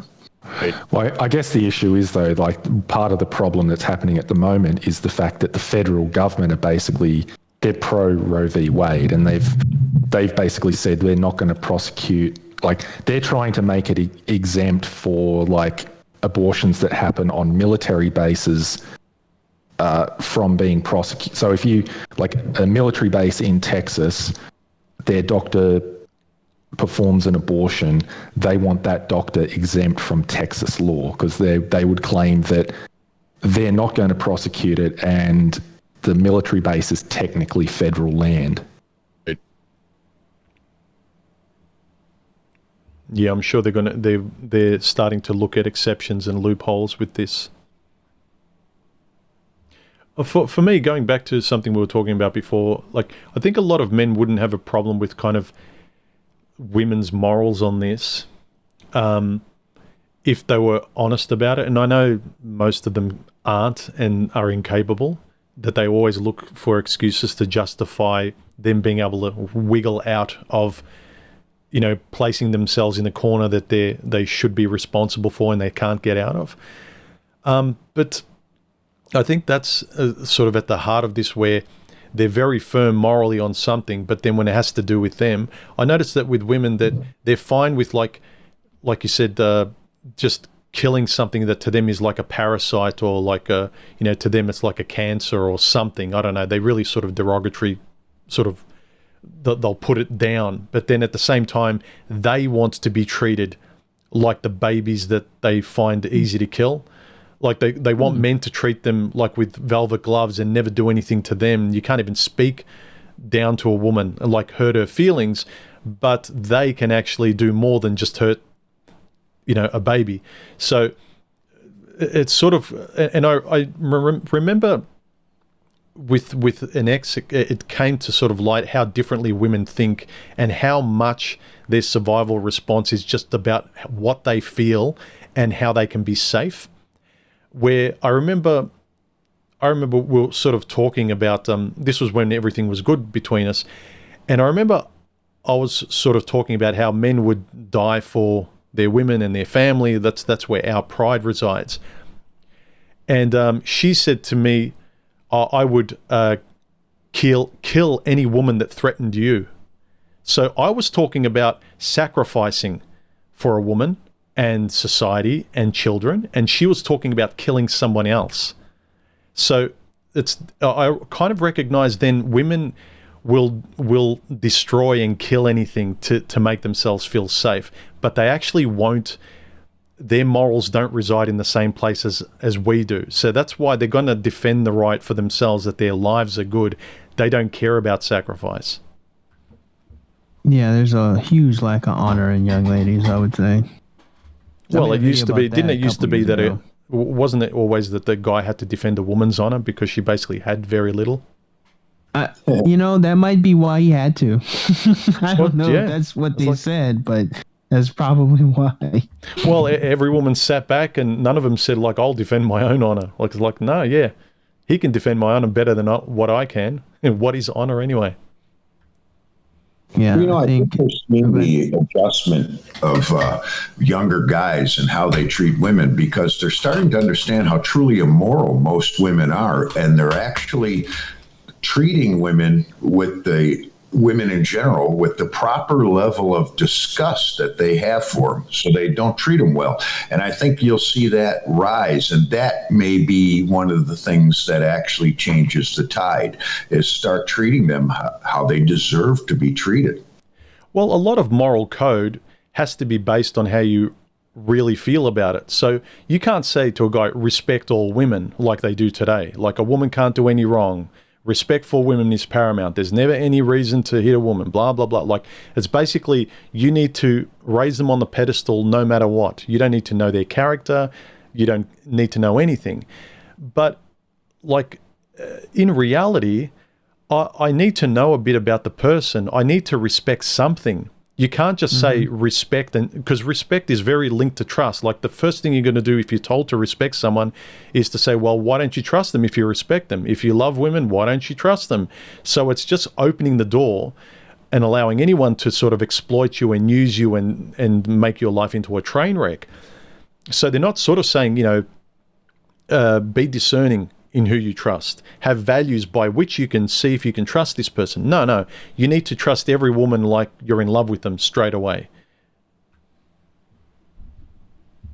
And so how are you supposed to get to good moral code where by default everyone's saying, no, every woman's got good moral character, ergo love them, damn it. Why don't you love them? Why don't you respect them? Why don't you treat them really well? Well, because I can't fake liking someone. If I'm sort of walking on eggshells and I'm afraid of a person, or I feel uneasy around them, I can't pretend not to feel the anxiety I feel. Whereas when I'm with a person that I genuinely trust and respect and like, heaven forbid I like her before I love her, it's kind of like you can't make, in the same way you can't make a person not feel depressed, you can't make a person trust a woman or love a woman before he does. Mm-hmm. There's a lot of stuff that needs to come before it, just intuitively. And no matter how politically you say, well, we should be able to just trust all women and love all women, we can't. I don't really even think we should, I'll be honest with you. I don't think all women are created equal. I think it's actually, it's not just women, I would say, in general. Like, I think part of the problem is that there's a word, like, the word respect has been the definition's been expanded. Like when a lot of people say, "Oh, you need to respect so and so," what they really mean, you need to exercise manner and etiquette and be polite. That's not really the same thing as respect in the traditional sense of the word. Yeah. And you can mandate that people be, well-mannered, but you can't mandate somebody, you can't mandate that somebody should be respected. You know what I think they're doing? They're showing their hand today because women are in charge of so much of the social sphere, is that they're demanding you respect them because of their title and their authority. So back in the day, the more traditional form of respect was for your moral character or what kind of person you are. But now, I think they're actually showing their hand. They're saying, no, you should respect all women because of their title. They are quote unquote women, so you need to submit to them. That like you submit to a general in the army, like that. That's their position. That's why you obey and respect them. Well, that's kind of what I mean. Is that traditionally what that would or should have meant is that when you say, "Oh, respect women," like if we go back to the turn of the last century, like respecting women would have meant like exercising good etiquette, opening doors, tipping your hat, that sort of thing. They've expanded that to try and make respect women mean, as you said, like the respect you would have for your, military, officer in charge. And your boss, yeah. Yeah, that's not like, that has to be earned. Like they're basically, it's a fallacy of equivocation. They're trying to take what really just meant manners and etiquette and scale it up to mean, respect without merit. Like so much stuff that's kind of given to women today, it's like a bouquet of flowers. You just give it to them. Whereas a lot of this stuff, if it has any value, needs to be earned. Yeah, at the very least, it needs to be special. What makes a gift is the fact that you give it freely. If you're supposed to do it, then it's just tax. You're being taxed for time rather than having an actual experience or relationship with someone you care about. Yeah, but I mean, I just think, I can exercise etiquette and be polite to people that I thoroughly dislike, male or female. Like there's people that you work with that you don't like, but you have to be polite to get through the day.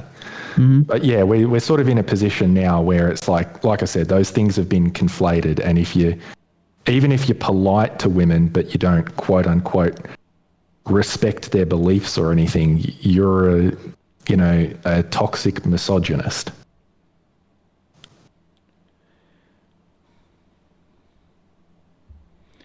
Yeah.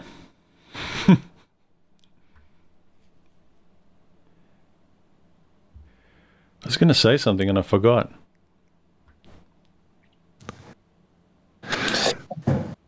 I think things are changing, though. Even right down to the don't hit women stuff. I saw a guy throw a beer can, hit a woman right in the head last week. Yeah, I mean, you can only take that one so far. Yeah, I don't know if that's necessarily a good thing. Well, for a minute, I thought I was in Australia. Yeah. Well, this is the thing. Yeah. Women wanted all of this, and this is the consequence of having absolute sort of freedom out in the real world. And sort of basically severing that cord between your particular man and your sort of home and your family, and just sort of going out there because you think it's relatively safe now, because society is your new family and you can boss all men around. You don't need one particular man to sort of choose.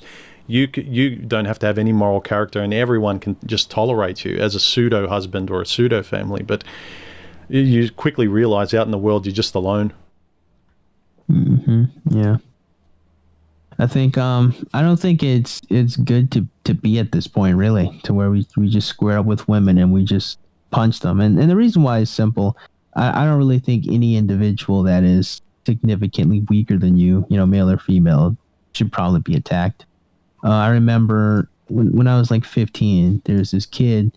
He was from a different neighborhood, and he came with his friends, and he was talking a whole bunch of shit to me. I don't really know why. But he talked a whole bunch of crap to me. And you know how kids are like, they're like, oh, well, you're getting told off. Oh, he's telling you, oh, man, you gonna let him talk to you like that? And I just looked at him and I'm like, he's a kid. Like, I'm not going to hurt a kid. I can destroy him. I'm not going to hurt this little kid. And I feel, and maybe it might be sexist, but I feel women are a little similar. It's like they're really small and weak. I don't think men, being so much stronger than them, we need to hurt them. But that being said, if a woman attacks you, would you defend yourself? Exactly. I'm about to contradict myself, because that being said, when a force multiplier is applied, I'm like, nah, that's a great equalizer. So I say, so if a woman is being unruly, if a woman is attacking you, I'm going to be honest with you. Yeah, I think at that point the gloves are off. I oftentimes said, if the day ever came a woman even tried to do anything to my children, yeah, I'd punch the dog shit out of her. Like, if a woman like crosses that barrier and becomes a legitimate physical threat, then I'd say that's equalized. But like, if she's just talking shit across the bar, yeah, just leave it alone. You don't need to do anything. I think you just gotta walk it off. I think there are certain times where you just gotta walk it off. I think legitimate threat, yeah, you gotta, yeah. She can get it. Yeah, I mean, sorry. I think generally it's a good idea to avoid conflict whenever. Like, even if a fully grown guy is talking shit to me, like, I'm like, I don't think it's worth really fighting the guy over. I'll just walk away, you know. Mm-hmm. But I remember having this debate, I guess, with an acquaintance quite a while ago, and he was getting quite upset about it, and he was arguing, his line of argument was that, oh, you know, like, if a woman's attacking you, there's things you can do to, like, you know, put distance between you, and like you can like hold her back without necessarily hurting her. Like, you don't have to get into a full-on fight. And I'm like, my thing was just like, look, bro, what you're describing is how we deal with a child throwing a tantrum. If a child's throwing a tantrum and kicking and screaming, you try and like restrain them without necessarily hurting them. That's what we do for children. So either women are basically children and we need to treat them like children, or women are grown adults who are responsible for their actions, and if they attack you, you defend yourself as you would any other adult. You can't have it both ways. That's the problem. If you want to take the position that, fine, but you can't have it both ways. I think this is women kind of know this by a lot of women, where they kind of go right up to their boyfriend's mouth and say, come on, hit me, I dare you, hit me, because they know what'll happen. They know the consequences for him will be great. They don't have to worry about consequences because men aren't allowed to. That's why you need to carry a bar of pheromone soap with you. When that happens, you just pluck it open and you throw it on the opposite side of the room, and she'll just pounce on it like a cat on catnip. And you can run away. Yes. Have it on your key ring. Just have some smoke bombs. You just drop them. Yeah, I've always said I will never hit a woman ... first. Depends what she hits you with. If she has a knife or a baseball bat, good luck. No, yeah. But at that point, like, if she's a legitimate threat, then you got to do what you got to do at that point. I feel like I don't think it's reasonable. Like, if a woman's like really going to attack you, I mean, like she's just smack. There's a certain point where you gotta be able to fight back. I don't think that that's fair to tell men you can't hit a woman, but she can like legitimately act like that with impunity. That's, something's kind of got to give there. Well, it's the whole kind of blind to any responsibility, and also no empathy or sympathy for anyone else except your own point of view.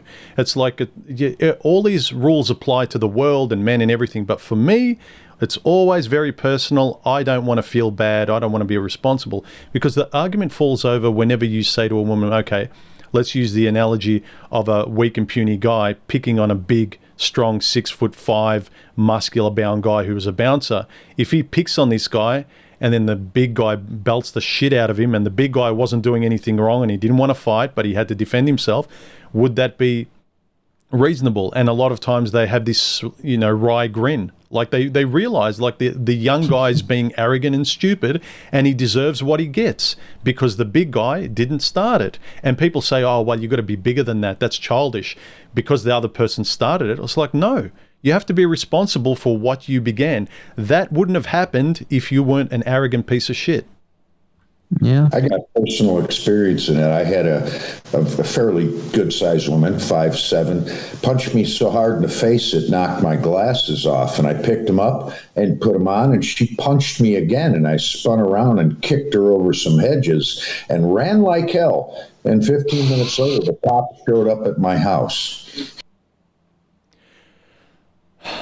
Oh, damn. So, okay. The whole, brainwashing of society is against you. So you just got to watch yourself. I tell you, there was a proud moment about a week ago with that beer can incident. There was about 6 guys sitting at the bar, and not one of them got off their stool. And that made me feel good. And, well, again, with a full can of beer right in the forehead. Well, it goes to, look, all of this stuff, I can hit you, but you can't hit me. I can do this. The rules only apply to me. The rules apply to everyone else, but not to me. Again, we're talking about what that does to give you a sense of this person's morals and values. You meet a woman who thinks this way, like, men shouldn't hit women no matter what. Doesn't matter if he's hitting her, he should be able to restrain her. That goes a long way in me assessing her character and how fair she is. How much I can trust her, because if it comes down to it, like if you don't get along and you have to separate, I can tell you she's just going to see herself in the equation, and she's going to wipe her feet and ass with me. I don't exist.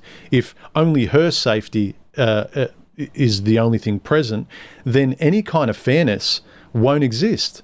So those kind of things, what a woman believes, whether it's about the pay gap, about violence, about any of those things, they go a long way in you determining someone's character and how fair they are or how solipsistic they are.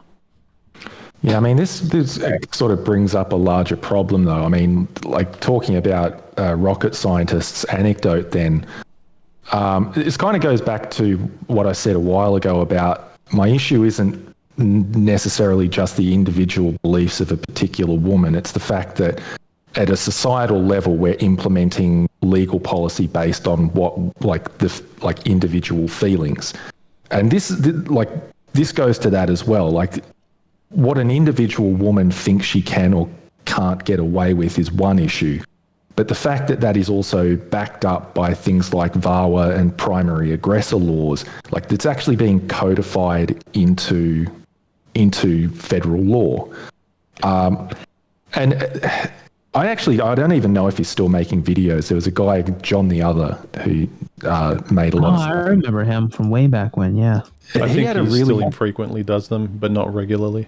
Well, he had a really good, or I don't know what you would call it, analogy or something, that he called the gun in the room. And this is sort of what you were just talking about, Hugh-Man, which is like, even if you find a who you think is perfect in every way and like you've judged her character and she seems perfect, the problem is that there is always a loaded gun in the room. The fact that those laws, like primary aggressor laws, exist means that if for whatever reason she did change her mind and decided to screw you over, the system is going to take her side every step of the way. Like, you have to take that into account. Yeah, I know. I have a different issue with Rocket's little anecdote there. I assume that there was some sort of conflict going on before it got to the beer throwing. So you had 6 guys that just sat there and didn't do anything. None of these guys got up, went to either the dude or the female and said, okay, dude, calm the fuck down. We don't need to get this, we don't need to blow this out of proportion. That to me is the real issue. I mean, we don't need to just be honest about the argument. We need to be honest about everybody else that was in the room. I mean, if nobody's there to temper anything and nobody gives a shit about anything, why are you surprised that you reach this type of scenario? That's a good point. That's the state of New York right now, actually. Like, a lot of shitty things happen, like on subways or on the streets, is no one wants to get involved or do anything. Yeah, no one cares, but you can't fault a lot of people. You've had like half a century of being told, I don't need no man, or like mind your own business. And slowly everyone's sort of like, fine, I'll just deal with my own needs. I won't take care of anyone else. I don't care about anyone else. And then you get all these independent women sort of, then when they get in a tight spot, they're really sad that societally men don't step up, like men drive by. Like I don't know if I'd actually stop and help a woman change a tire these days.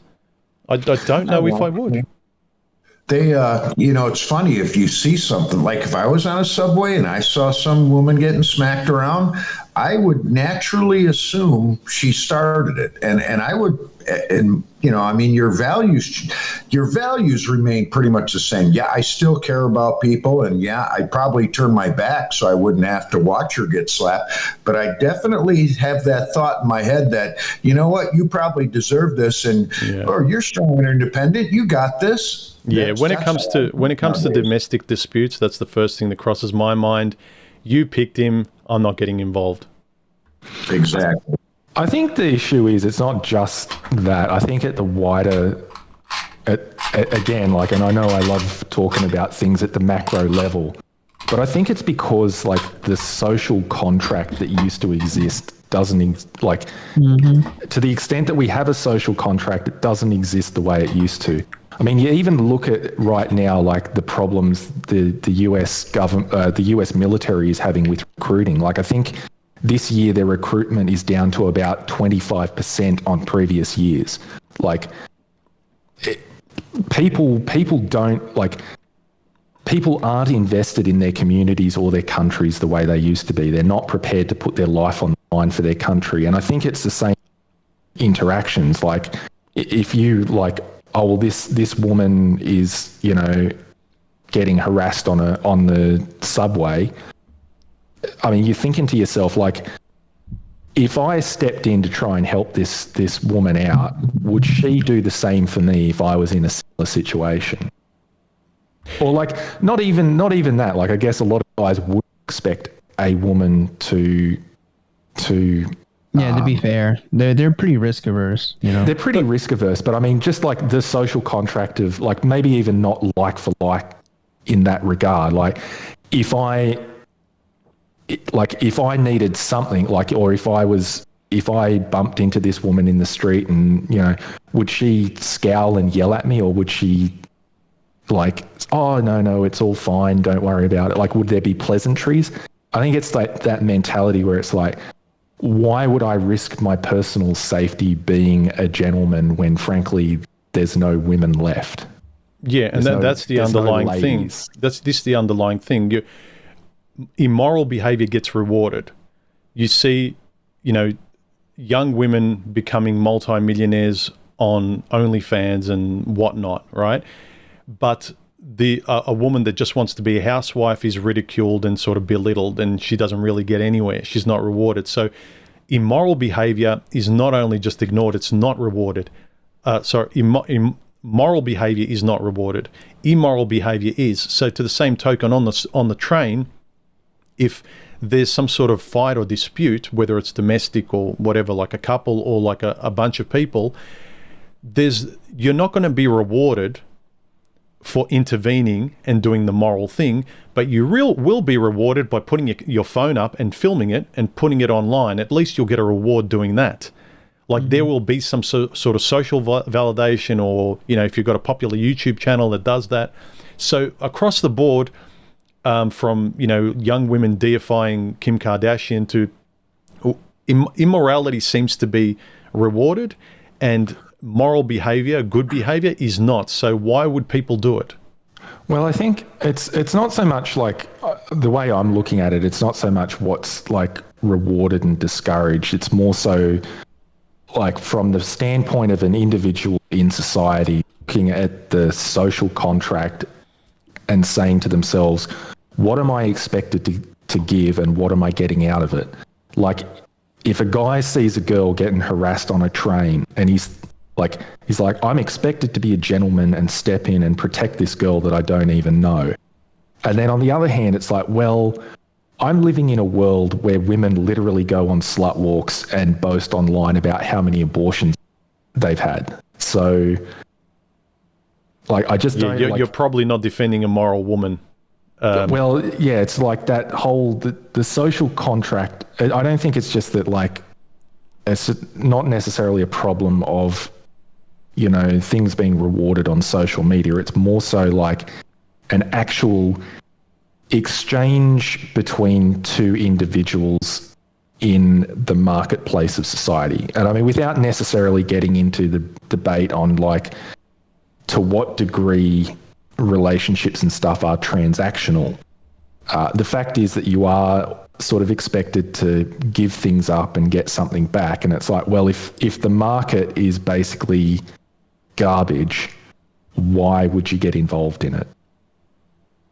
I think the more important question isn't the more important issue isn't the observation of what happened. It's how we got to this point.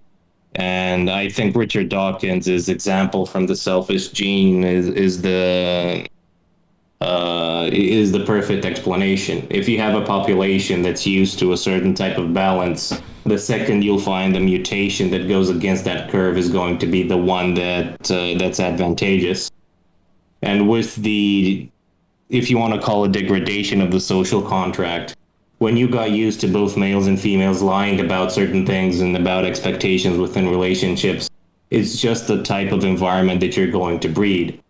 If the fuckboy is the one that's going to profit 99% of the time, it's going to take a couple of generations, but now each time an interaction happens, you're constantly going to have that at the back of your mind of, is this guy trying to abuse me, or is this woman trying to abuse me? Is she trying to get something out of it?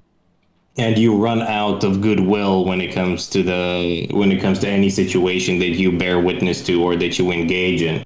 There's no longer that level of genuine human interaction of, I'm okay with interacting with these people, and I'm starting from a point of either neutrality or slight anticipation or excitement or the expectation that something positive is going to come out of it. You're constantly on edge. And let's be honest, I mean, the amount of clips that you see online of people trying to intervene, and then the victim is the one that looks at you and she starts bashing you like, get out of my face, because this is my relationship and I know what I'm doing right here. I don't care if he hits me, and then she starts hitting you. Like, why would you get caught up in that when even your attempt to be a decent human being gets reprimanded by the very person you were trying to protect? Yeah.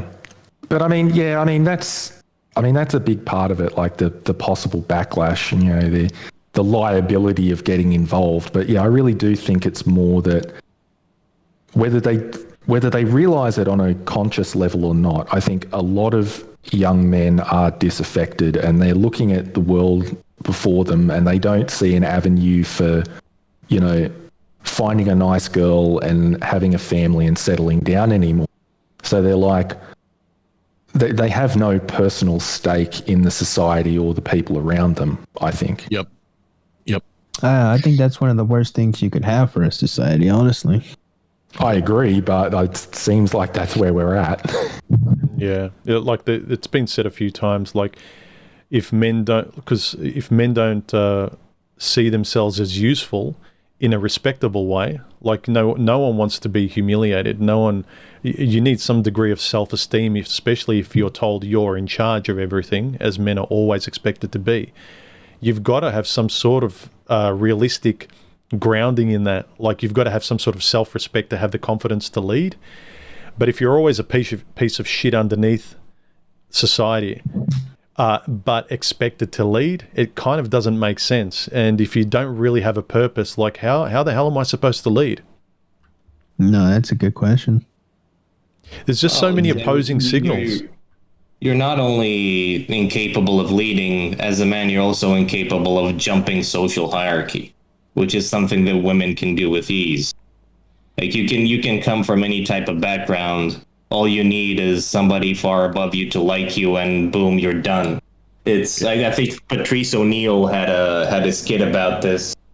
If you're the king, it doesn't matter what woman you pick from your entire kingdom, she becomes the queen. But if the queen picks you, you're just the dude that fucks the queen. You don't become the king. And that perfectly applies to society at large. I mean, you can be trailer trash. If Elon Musk likes you, you're suddenly elevated to the level of Elon Musk. As a guy, you can't do that.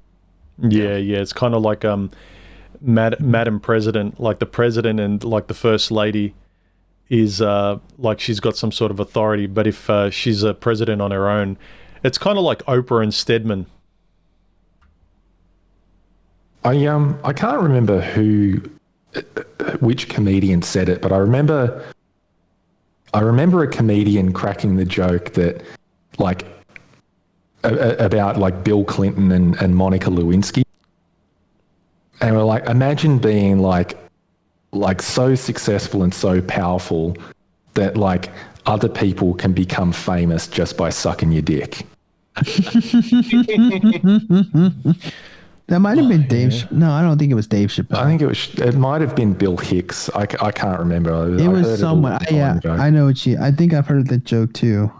Yeah. Well, when you kind of look at it, it's a bit sad. Like with what women sort of are wanting, like to sort of find a place in society. I get the impulse for freedom and, you know, to sort of, you know, self-determine and all that sort of stuff. But all that feminism has been a sexual liberation. It hasn't been any other kind of liberation at all, because they haven't. It's been bondage. No, go ahead. I'll let you go, and then I'll go. No, I was petering out. That was all I wanted to say. Oh, okay. Yeah, because I can piggyback off that. Like, you think about going into the workplace and now being beholden to all the different rules and regulations of dealing with the HR, dealing with the work schedule, dealing with all this stuff, all the stresses of like being trained, doing a job. I mean, even if it's just like, you know, being a barista or like just working at a cash register, now you have to work. Like, instead of having an economy that functioned well, which who knows what would have happened, you know, if we go back in time and we didn't have the economic shift of like women and feminism, if we would still shift into a world with women working, who knows? But what we do know is now women sacrificing their lives to get into a career and whatnot makes a lot of them lonely. They end up kind of fucking themselves over by like having standards so high that they themselves are their own worst enemy at this point. So they don't get to have families. They don't get to have good relationships. They end up hating men for, thanks to all the different propaganda they hear. Like it was no real victory for them, honestly. And what's interesting is, you know, they get a lot of economic success, but what some of them have just sacrificed are like just having good, strong relationships with people that like actually care about them. So if anything, they really kind of messed themselves over for the most part, as well as just kind of a huge chunk of society. Well, that's why society like is sort of funds and supports feminism so much, because women can be told what to like. They're much more amenable to fashion, the trends. So it's like that most of them kind of don't really know what they like. They need fashion to be some sort of authority to tell them what's in. You know, what's the new black for this season? I don't know what I like. You tell me what I like. Whereas a guy, he might like, you know, a 67 Chevy, and that's the car he likes, and it's very personal, and he doesn't give a fuck what you care. Yeah, this car's technically better, but I don't care. I know what I value. But most women sort of, they can be told. So when, like, they're very smart in knowing who that they can manipulate. I've said it before, where they probably tried with men to break up the family in the past, but men need a reason. It's like, why the fuck should I hate my mother and sister and wife? Give me a good reason or fuck off. Whereas with women, it's like, hate your father, your brother, your grandfather. Yeah, you're right. He's subjugating me. Like, it's kind of like, all right. Yeah, women can sort of do that at the drop of a hat. That was a lot harder back in the day as well. Like, I mean, the whole nuclear family, some people believe, has only existed in the late 1940s, early 1950s. Like, before that, you had the extended family, where you had like 3, sometimes even 4 generations living under the one roof. So it was a lot harder for the wife to try and alienate, you know, the husband from the family.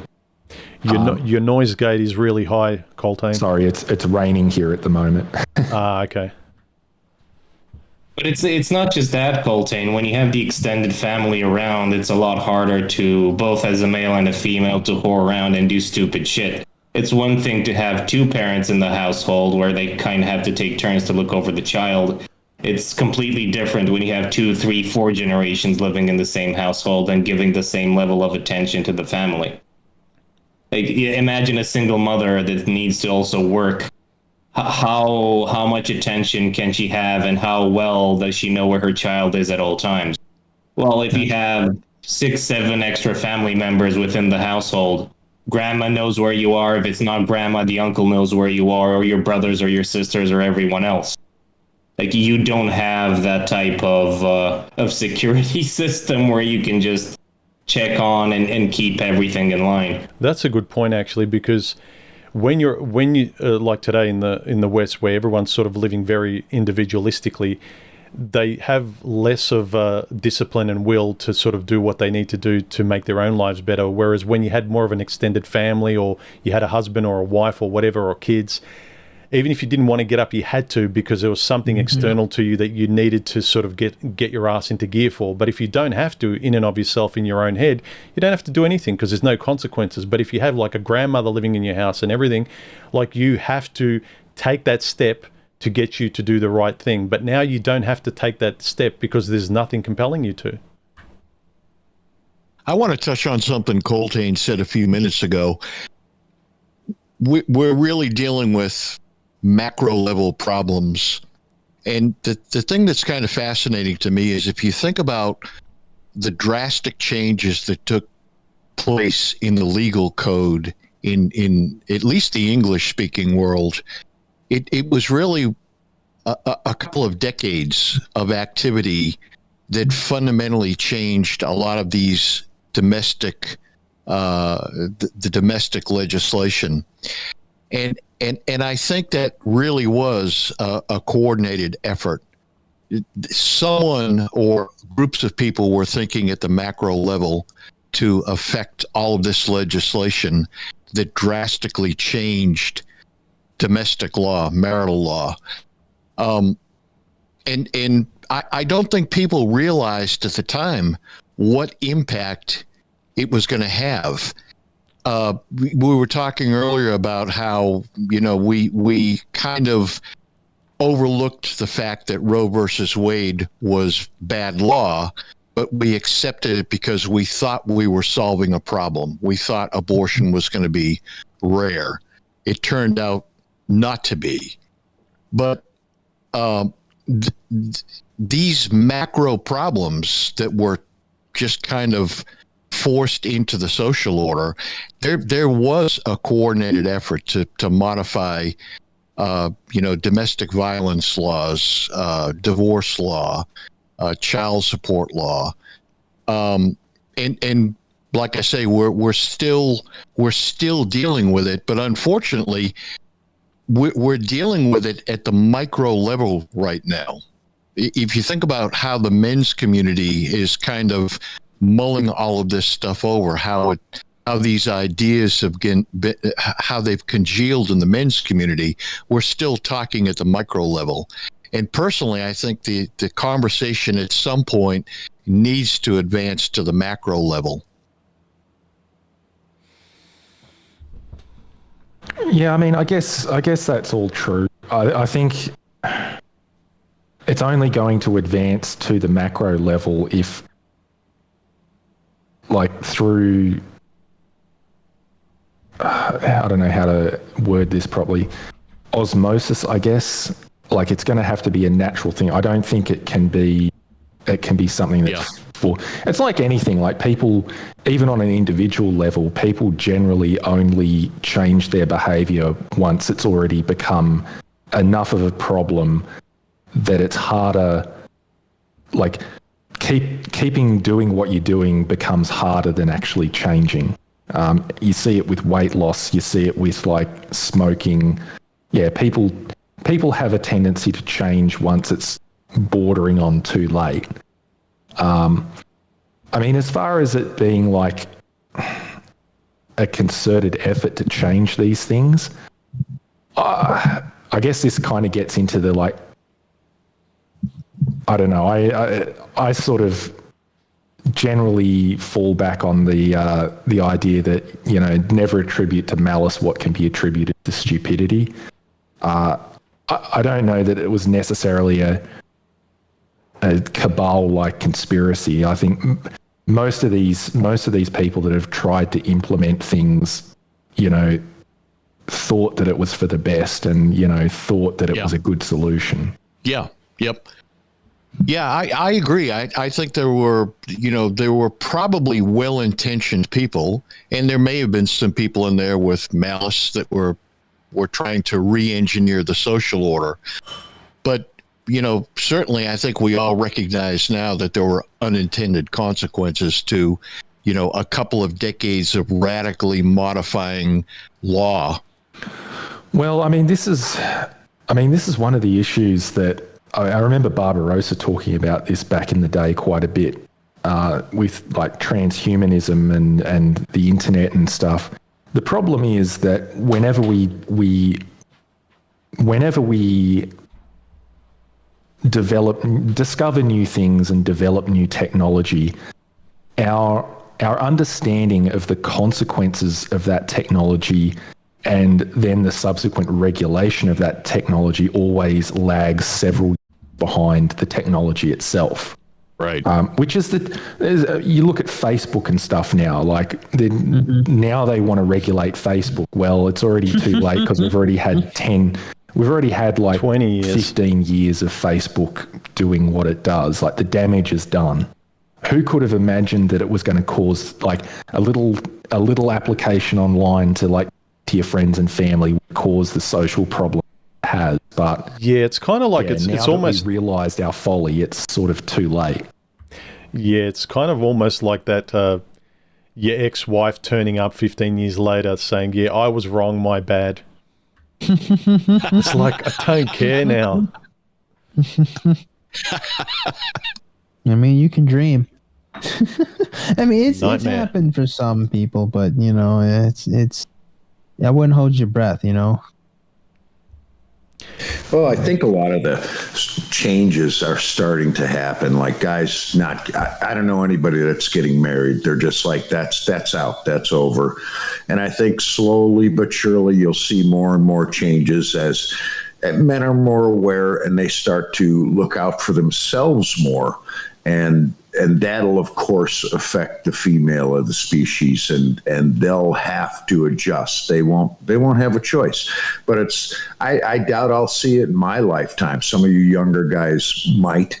And eventually the laws will get changed too, because it'll just become such a problem that the women will start complaining, and then they'll change the law.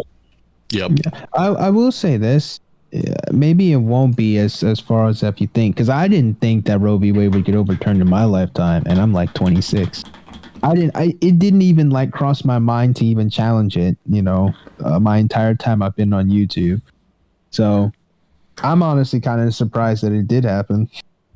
Well, take a look at what's happened in the last. Who knows, really? Well, take a look at what's happened in the last couple of years. No one ever thought that would happen, where everyone would be shutting their homes and. So, yeah, anything's possible. Yeah. We saved the world by not going outside. Yay. Yeah. Look, one thing I'm happy for, that as soon as that happened, we saw much less patience for the woke crowd. All the rainbow-coloured shit. Like I didn't see much of it anymore, especially on prime time. No one gave a crap. I also think that they kind of accelerated too, and I think that's why you've also seen the pushback as well. Because it kind of happened like clockwork. I thought was one of the most interesting things in the world was conservatives constantly said that if gay marriage gets passed, then the next they'll try to justify pedophilia, and even I was like, that's a bit slippery slope. But then that happens, and now you see minor attracted people on the internet going on here. So. Yep. I think a lot of the more left-leaning people kind of push too hard, and people are eventually just getting sick of them. And I think in the same way that a lot of women push too hard, and now a lot of young men are just getting sick of them. Yeah, it's almost they make use of the useful idiots, but then when the useful idiots set the standard, and then everyone becomes an idiot, it's like, okay, now this is too much. I think the real question is, because right now we're seeing a lot of I don't want to use the word, but I can't think of it. A lot of cope from women where they're like, I'm happy with my career, I'm single, T-shirts with, I've had 21 abortions, like I'm, world's greatest auntie, that sort of shit. And it's like, at what point, like, how far are we away? Like, what critical mass do we have to actually reach of women being, like, unhappy with where they're at, that things are going to have to change? Like, I remember there was an article a couple of years ago that came out saying that something like almost 50% of white women over the age of 35 in the US were on antidepressants. Like, that's crazy to me. So, like, if we're already at that point, like, what is the critical mass that we actually have to hit for this kind of mentality to change in some kind of meaningful way? I think you need to get more people to sort of reach for happiness or good morals, because now everyone's wallowing in the low standards of, like, victimhood and, like, it's everyone else's fault. Everyone's pointing outwardly and saying it's unfair and they want welfare and blah, blah, blah, blah, blah. I think it's just going to take more people wanting the courage to make their lives better, and then being in that example where you, in comparison, just look like a clown. Mm-hmm. I don't really see it, because they just keep funneling more money into the victim feminists bullshit woke crowd. They don't stop, like, whether it's from movies like Star Wars to fucking directly to sort of these women's causes, and they put these women on morning talk shows where they say the same old thing. You just really need to punch through with, like, success of people using, like, living better lives, and then saying, yeah, keep doing your thing. Like, I say it to guys now that come on my server, on the public one, the ones that are adamantly macho and saying women are nothing but shit and men are the best and we're hunters and blah, blah, blah and all that shit. And I say, yeah, you're right. Like, fuck women. Don't, you shouldn't have a relationship. Like, I'm actually just telling them to keep going down that road, because they're useless. Like, they don't want to change. They don't want to make their lives better. They're actually getting off on misery. And so you have to let these people fall. Yeah. Yes. I do think that one thing that's going to take the shock to the system is just waking up alone every day. I think for some of them, a lot of them kind of have created their own hell, honestly. And they're marrying themselves these days. They're marrying their cats. They're marrying themselves. What are they, autosexual? Yeah.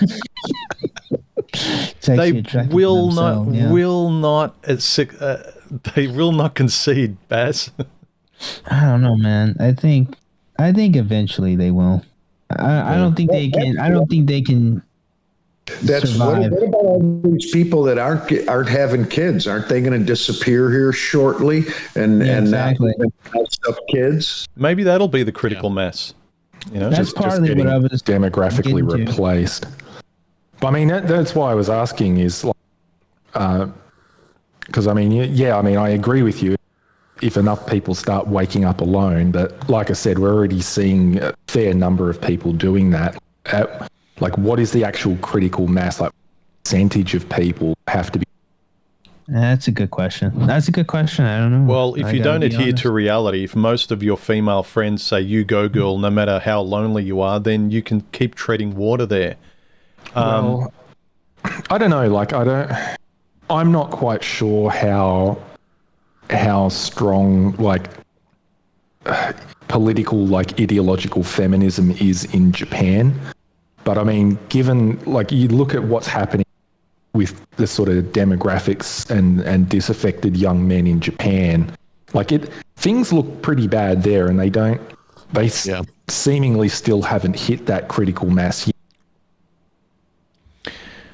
Yeah, but again, it goes back to, like, if it was women, people would have cared a long time ago. Like, as soon as the sort of any kind of demographic goes south for women, we jump on it.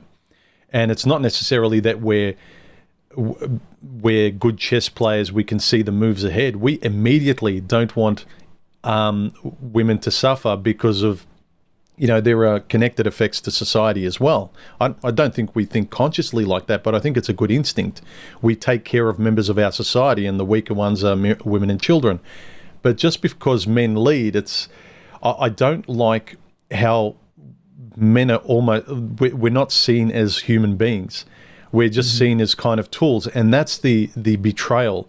And through all of this, when women sort of say, oh, well, feminism lied to us, it's like, fuck you. It didn't work out the way you wanted. You didn't care about men, and it didn't pan out the way you want. And now you came back saying, oh, it wasn't my fault. It was this thing lied to me. Well, I don't care. McDonald's lies to me all the time. I don't go there and eat every day. You made the choice. Don't you think that's deeply rooted in biology, though, human? Sure. And it's rooted in not being raised well, and I get it. Yeah. But how long do you get society, and by extension me in a minor way, excusing this and being the better person while they don't have to up their standards? I don't fucking want kids, and I don't want to have to be a better moral example of what a father or a parent should be, and I don't even want children. Why do I have to have this virtue?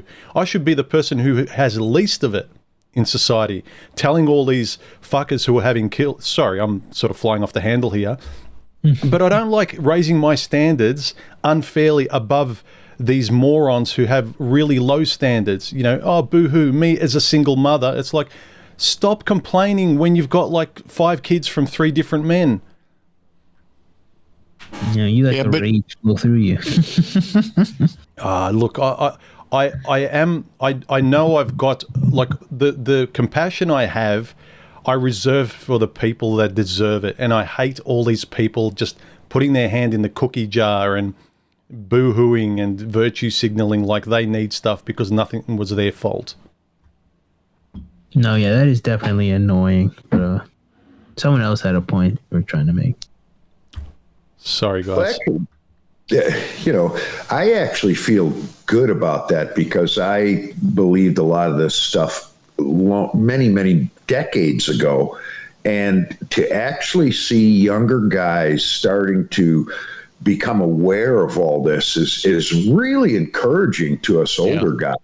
Yep. You wouldn't believe how good I feel right now hearing a young guy bitch about what's wrong, because there was nobody for me to bitch to when I was growing up, you know, when I was your age.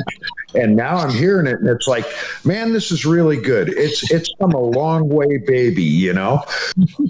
Did you have any guys in your world, Rocket, that sort of mentored you, even if it wasn't sort of a constant figure? Did they pop in here or there, or was it pretty much radio silence?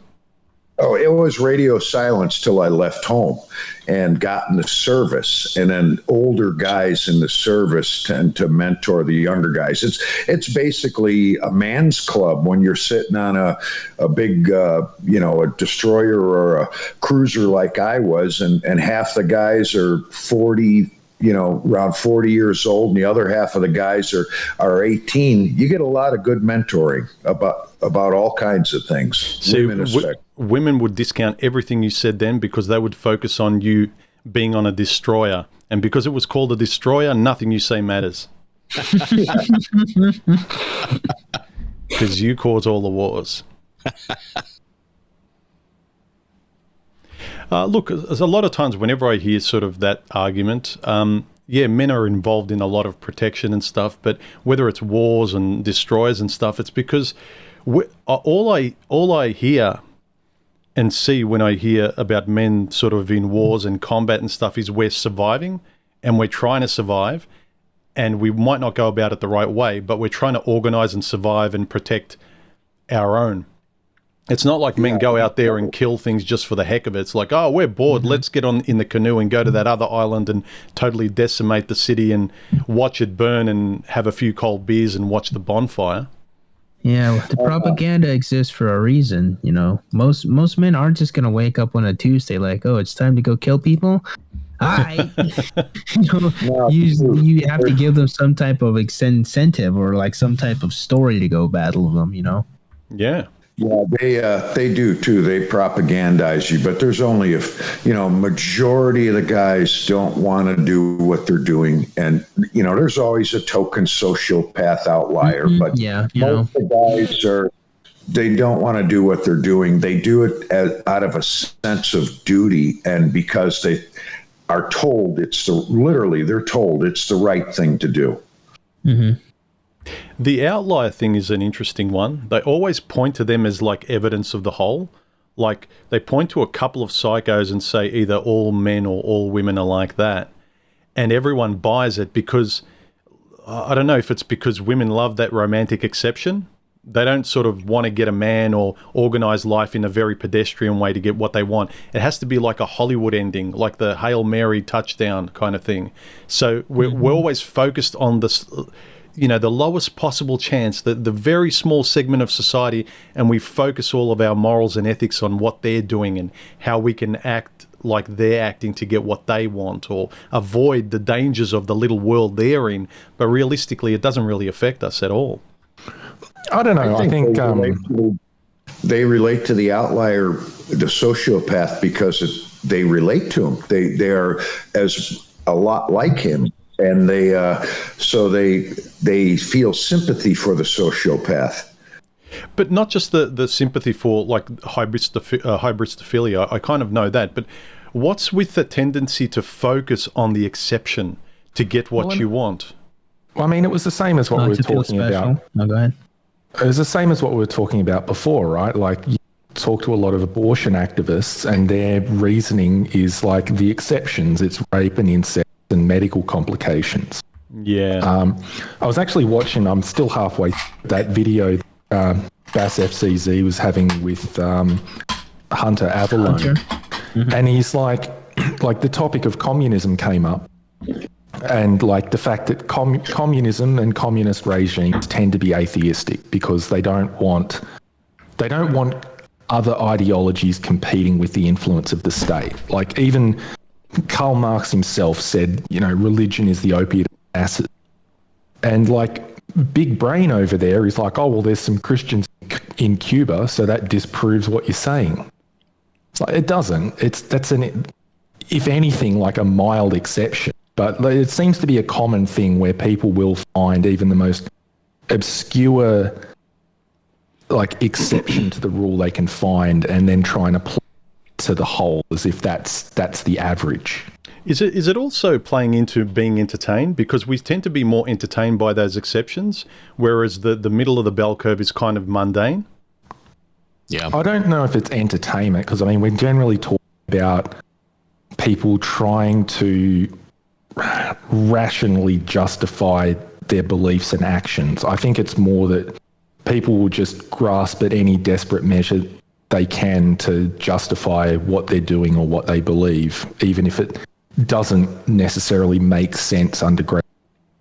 Yeah, but I mean, in terms of also like what Bass was mentioning, like, and I agree, like humankind, like we've been motivated by stories, ethics through stories. And so if you're a woman, say particularly, if you say, oh, I met Bob at church or on a dating site and we were very transparent about our lives and blah, blah, blah. It's all very boring.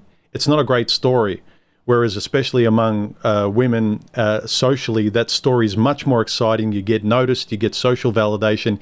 If it's a real exceptional story, like a very... a story that it's rare that you got what you wanted. I wonder if that ties into it too. And but what stories do they have today? I met your father on Tinder. Yeah. Oh, but they won't say that. They still want the story. That's the problem, that they still want the story, but everything that goes on in society is not conducive for them getting what they want. Yeah, but like the career women, it's kind of like they want a career and kids. They even if they want to be a mother or get married, it's not an exciting story. Like you have to be juggling 10 things at once and be exceptional in everything. Like you can't just take the path of least resistance to have a happy life. You have to sort of be an Elon Musk in terms of relationships and juggle a lot of things at once and be patted on the back. I think weak men will use any kind of nonsense to win an argument because it makes them feel good that they won. But women, I think, they truly are sociopathic. I think they find satisfaction in being the villain and coming out on top, getting away with it. What did you say? You were about to say something, Bass. Sorry, I cut you off. Yeah, I think a lot of women, one thing I learned growing up is a lot of ladies have this insatiable need to be special. And I think that's kind of what we're touching on here. Like the reason why they want the story to work out for them is they want to be the special exception to the rule to kind of validate themselves. Because I think that a lot of them recognize that, praise without substance is kind of worthless. So it gets to a certain point, even in the back of their minds, like all this smoke that gets blown up their butts, it just doesn't mean anything at a certain point. And they need to be like really validated. And so that's why they want the whole whirlwind tale romance story of finding the super ultra mega Chad that picks them out of all the ladies, because that validates them. That's what they're after a lot of the time, I've noticed. So and I think that again, I think a part of it comes from there's not much of a rite of passage for anyone anymore, but I don't really think they're very much for young ladies in general. Whereas young men, you kind of took them out to the field to go like, slaughter a cow or even go hunting. What I think the rite of passage for a lot of young women was getting married and having children. But, once you kind of remove that, men are just kind of something you pick at your leisure. There's really no like strong transitioning point from child to adult anymore. And so I think that's one thing that's really messed with a lot of them. And so they just don't really know like how to be validated well for being a woman. Like you get told that being a woman's great, but they don't actually do anything. So like, how can I feel good about being a woman if I didn't do anything? Now it's just physical. Fizzles them out. They kind of Exactly. it's just about their body image. Like the anxiety over body image now has gone way up because like they've just severed any other feminine qualities. It's just all about how they look. So now if a woman was to get some sort of Chad, or what's considered a Chad today, and her girlfriends would say, "Wow, how did you get him?" They would basically say, "Well, look at her, she's pretty." Or they wouldn't actually delve into that. They wouldn't ask how in terms of value or what did you do. It's kind of like, no, we all know it's just looks. And when I hear women excuse, well, that's all men like, it's like, well, that's kind of making you look really stupid. It's like you're too lazy to have anything else other than your body. Like, don't you feel ashamed not to be anything, not to have any more other than your body? And a lot of the women will say, well, I do, I've got a lot more. And you wait for it, but there's nothing more. Like they want there to be more in this empty shell than there is, but there isn't. Unfortunately. Yeah, I think a lot of them, they don't really develop kind of past, sometimes high school, well, I've noticed. They're like stuck as children. Yeah, unfortunately, we give those high school kids the steering wheel and they start running families and, the workplace. And voting. Yeah, I'm fine with like some sort of like a myriad of tests for everything that's important in society, all the way from like a driver's license to kids to voting. I'm fine with it. And wherever I end up objectively, I'm fine. Yeah, a lot of people are starting to feel that way, I've noticed. Especially the parenting license, fam. A lot of people are like, yeah, man, we need a parent license. I don't know how I feel about giving the government that much power, but I understand the sentiment that there's a lot of people running around kind of shooting up clubs without actually really thinking too hard about the consequences. Yeah. I don't know about licenses and stuff for voting or whatever. I think I still don't think that like voting has much influence. Just once you factor in things like political lobby groups and large scale political donations and stuff like that, like the actual alignment between policy outcomes and what the average voter actually wants is kind of like garbage anyway. But I have sort of come around a bit on like TFM's idea that like voting and suffrage probably should be tied to like being a net taxpayer. Like if you're contributing more to the system than what you're taking out, you get to have a say. Like if you're just a welfare sponge, I mean, think about it like this, right? Like, if you buy a Samsung phone, right? You're a Samsung customer. You're a consumer though. Like you're not invested in the company. If you want to vote in Samsung's like AGM, you can buy shares in Samsung and then you'll be an investor in the company. I kind of see it as the same thing where these people, like if you're a greater tax burden than what you're actually putting into the system, you're a consumer. Like you shouldn't, like to me, like you need to be investing in the system to sort of have a say over it. Yeah, but it's not going to happen because it's not going to happen. They know that women can exploit men through women, not necessarily women, because women won't sort of put in the effort to be exploited, but they can use them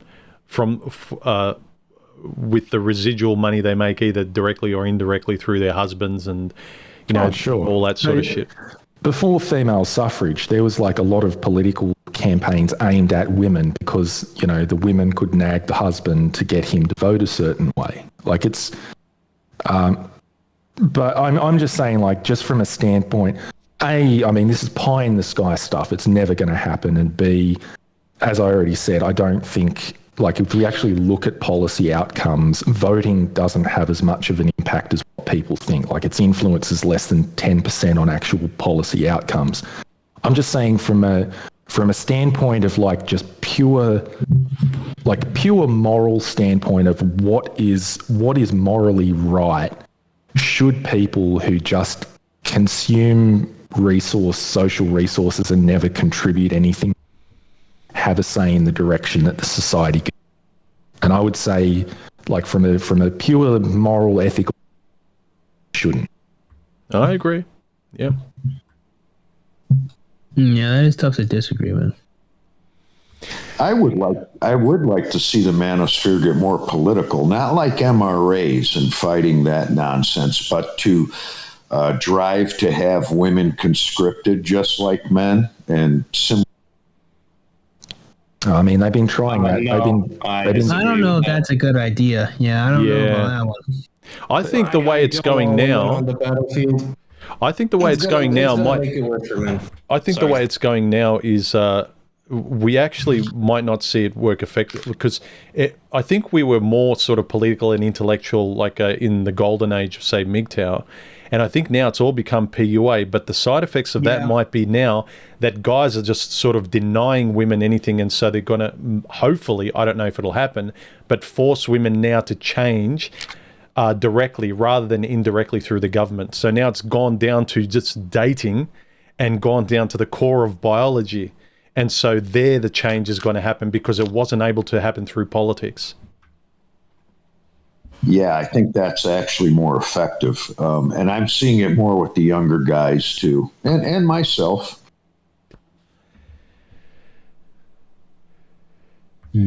Yeah, at this age, I don't care anymore. You're almost done, I guess. That's how you feel. He's like, I'm almost done, man. Nah, I can understand. And honestly, I think one thing that's really upset me about women, incel ran or not, is that they've really not given men much to fight for. That really bothers me. If men have the job of leading society, I think women have the job of giving men a reason to. And I think that they've just done a piss poor job of that.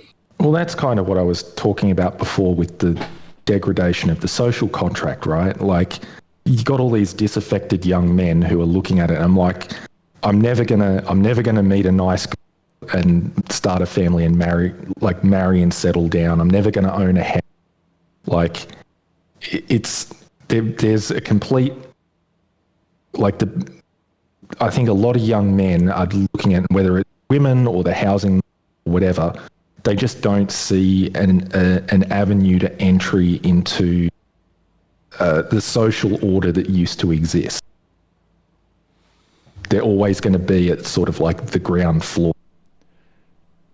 Yeah, there used to be a point where kind of a guy would sort of transition to like adulthood and set sail for this land of, man, children, like it would be a common trajectory. And now that's kind of just been severed. Like, you don't have that. And now you've got to make do with whatever you can sort of, I don't know, jimmy rig. Yeah, if you can. Yeah, it's kind of a bit. I don't envy young guys because at least even in my day and some of the older guys here on the chat would agree, we're kind of piggyback. Even though we were doing things in our own way, sort of progressing, rebelling, sort of going forward into modernity, we're still piggybacking and having our hand held by the old ways of like, all the women. Women are all the same. Like no matter what history has told us, like the way men and women relate were the same. So, but then all of a sudden I saw it change from that to whatever the fuck we have now. And I don't envy the young guys. I mean, but at the same time, what's there to envy?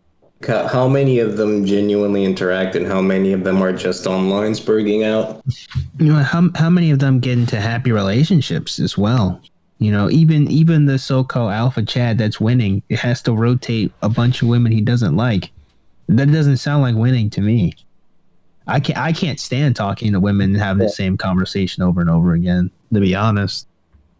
I think that's the truth of it, is there really is nothing worth chasing out there anymore. And that, so Alpha Chad's just biding his time, and the younger guys, they realize there really is nothing worth chasing. What is available to them is of such poor quality that they just say, the hell with it. And so everybody's losing, everybody. I wanted to ask you, Bass, you just sort of mentioned that you wouldn't be able to talk to the same woman over and over again. You'd sort of do your head in. What do you mean exactly by that? That you wouldn't be able to? Like dating women. Like I've akin trying to date women to like Doctor Strange fighting Dormammu. It's like, Dormammu, I've come to bargain. Like, hey, how are you? Doing fine. What do you like doing? XYZ. Okay. Well, sorry, I don't want to talk to you anymore because random reason. Now I gotta go spit game to another woman. Hey, how are you? Doing well. Yeah. What do you like doing? XYZ. Okay. Oh wait, sorry, you're too nice. Okay, now I gotta find another woman. Hey, how are you? Hi. Like it's just that again. Speed dating. Again. Over and over again. Well, it is. It's actually speed dating updated. Yeah. Yeah. Well, I mean, goes back to the whole idea of pickup lines, right? Like the idea that you just have a small selection of conversation cheat starters codes and cheat codes, and you just go up to random women at the bar and say the same thing to them every single time. Well, that was like an icebreaker to, like just kind of get in there. I'm talking about like full blown conversations. Like the thing that I've noticed, and this sucks to say, but like a lot of women are really similar. So it's annoying to have the same conversations over and over again. I feel like I'm having the same conversation again and again. I remember, look, I think it was in my late 30s when I really started to make all of this stuff personal, and I started to try to do stuff that was away from the objective, nature, male, female stuff. I tried to make it more and more personal, that I insisted that she reveal who she is in conversation. Like I was almost trying to sort of be an interrogator in the nicest way possible. And if an individual didn't come out, it'd be like, no, I won't go out again. I don't care if you're shy. I don't care if you haven't come to sort of you haven't gone through your issues or whatever. I just don't have time to babysit someone emotionally like this. And so I sort of got to the point where you have to insist that a person come out or it's next. Baz, I'm curious about something. You said you're in your mid-20s? Yeah, I'm 26. Do you think you could map out on a piece of paper what you think your ideal relationship would look like? Just kind of an outline of what you think you're looking for? Well, ideally, the most important thing to me is finding a good mother to my children. I think so definitely I would need someone that is patient, or a lot more patient than I am. I would say kind-hearted was always one of the top things, and selfless. So these are always like the most important things to me. Like if she's got like a strong motherly instinct, I put that really, really high on my list of things that are important to me. As far as like a personal relationship, like with me and her, I think for the most part, I kind of want it to be content and peaceful. So I would want to be able, and this sounds boring, but to be like really bored with her, to like kind of sit down in a room and not say anything and just be content with her presence and her with mine.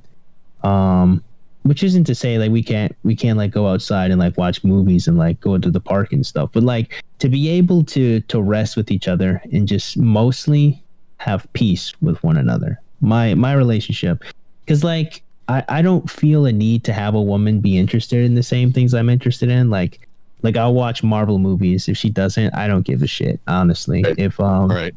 she wants to watch 90210, I might watch an episode with her. Like, I don't care. I think the core of our relationship should be peaceful, where we should be able to help each other and like talk to each other and be content with one another. That's the number one thing that I would want as far as our personal relationship goes. You know what I find really funny about that? Because I mean, if I was going to have a relationship, I'd probably want similar things. And I've heard a lot of guys issue similar sort of criteria for what they would want in a relationship. And frankly, I don't think anything about what you've just said is like unrealistic or unreasonable. So why is it that finding something like that is so hard these days? The bar's gotten really low. Like that, like it has. Because like I talked to a friend, I laughed when we both realized this, and because my brother-in-law, and he was sort of saying before he met my sister, he was tired of the typical women, and at the top of his sort of thing, he was just looking for someone who was really a nice person. And we started to laugh, and we sort of said, wasn't that just kind of the baseline of what our grandfathers and grandmothers kind of how they conducted themselves? They knew just be a decent person, and then anything above from that would get you a better chance of finding your particular quirky match. But you can't even find a nice person. Like there's this kind of entitled bitches seem to be like neurotic. Yeah. Yeah, well, I mean, it's like I said earlier, right? We're living in a world where women literally go on slut walks and boast online about how many abortions they've had. Like, it is a really, really sad thing that we're at a point where just trying to meet someone who's nice that you can be comfortable with in a relationship is become almost an unrealistic standard. Like, that's crazy. I noticed that they've changed the parameters of what a good relationship is supposed to be, and they're ramming it down your throat. That now they're saying, well, a good, healthy, modern relationship is where you challenge each other, and you're always kind like they all the dysfunctions that come out of the modern relationship, where you're not compatible, you don't see eye to eye, you don't have the same values. They've kind of flipped it around. Like they've used the sort of what's the other word for language, like semantics, to kind of make you think that good is bad and up is down. It's like, oh yeah, I should want challenges, I should want friction, I should want the chairs moving every day. That's actually lively and it keeps things interesting. It's like, no, it's fucking not. That famous quote, man, that famous like female quote of, if you can't handle me at my worst, you don't deserve me at my best. I knew that one was coming. I sensed it. Yeah, and the worst part about it all is by challenges. These people don't mean, you read a book on philosophy and then you bring it up to go chat. No. Nay. They mean like you cheated on me, and now we had to argue about it for 20 minutes, and then or like you said something mean, or like you're just what they really mean is just like this high octane emotional state where you guys are just stressed out, and that's what they mean by be challenged. Like it's never anything good. It's never, I did something wrong and we had a conversation and he helped me be a better person. That's not what they mean when they say your relationships are challenging. That's the mistake I made with my last ex. She was exactly like that, and I thought when she said challenging, I thought she meant what you initially inferred. like, differences of opinion and really interesting conversations about, like, she sees things from the left and I see things from the... No, it was basically, if I say, let's go left, she says, oh, let's go right. If I say, I want to do this, she says, no, I want to do the exact opposite. And it was just the reflex of opposition. That's all it was. Yeah. It's, go ahead. The part two to my question, Baz, is you could enunciate what you think is your idea of an ideal relationship. Of the women that you've interacted with, how many could enunciate to you what they were looking for in a relationship? And mean it? Yeah. What they say, what they pick. It wasn't a trick question. That's the worst part.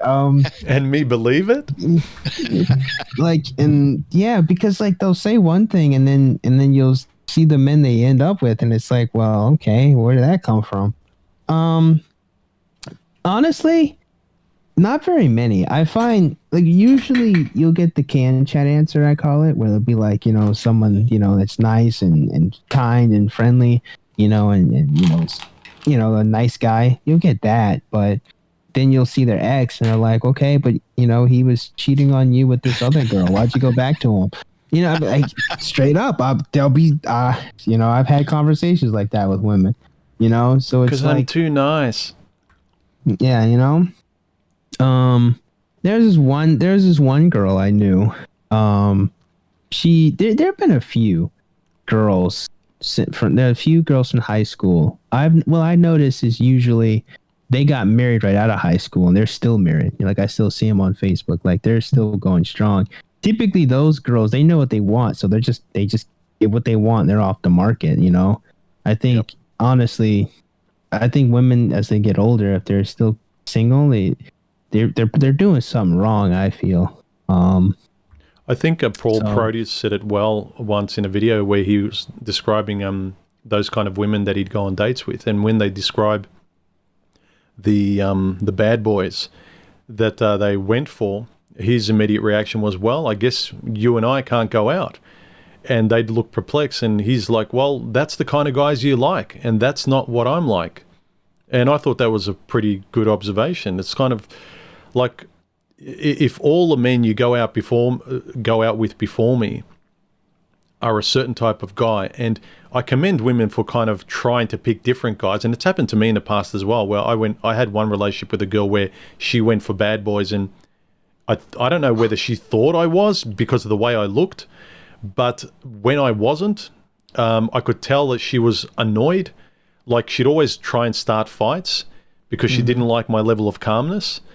I think it's kind of true. You judge them. What's the thing? You judge them by their past behaviors. That's a good predictor of future behavior.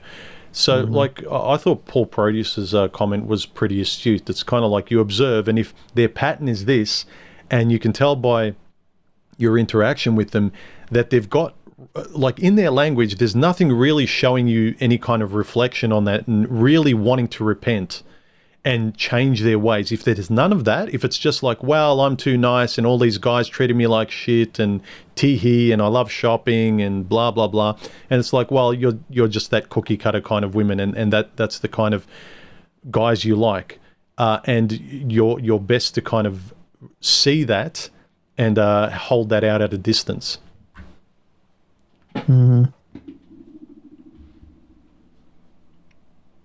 So in terms of, like you were saying, Bass, that you hold her being a good mother first, do you sort of put all that stuff like mother, family and everything, I noticed you put it away before you and her being able to kind of get along?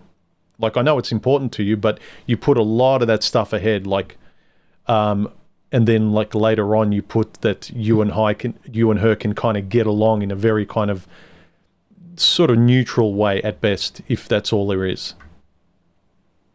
Yeah, like, I don't imagine being bored constantly with her, because, I mean, she's a person. I'm sure she'll have thoughts on the world and stuff, and I have thoughts on the world too. But I think for the most part, because here's the thing, like I go to work and that's stressful. I don't want to come home and be stressed out. So that's why peace is a very, very important thing to me, number one. But the reason why I think I kind of put, I think I put my children, or my potential children rather, I don't have any now, is kind of the whole point of being with the woman. I'm going to be honest, because I have friends. If I'm going to bind my life to a woman, there's got to be some type of like return. There's got to be something greater between the two of us, because I don't feel like there's any reason to go through having a woman in my life and taking care of her if it's just her. Like, she's an adult, she can do that. But our children, you know, that potentiality between man and woman, our children, like they're helpless, like they need help. So that's why I put them, like, was really important, because I recognize the potentiality. And I think that, again, that's probably one of the most important reasons you would want a woman, especially now. I think in the past, I could see why people would just get married to just have a partner, especially like older people, like people who may have been divorced, because my grandparents are like that. They had families, they got divorced, they found someone else, and they're still with them to this day, because they just, you know, they understand like companionship and like having a life partner. I think that was something that those values are definitely really strong in older people that I've seen, at least. So yeah, it seems like human companions much more woven into like older generations' fabric more than it is today's. Yeah, even if, yeah, like I say, if they don't have, I mean, they're old, you know, they can't have children, but they still appreciate each other. They still have that companionship.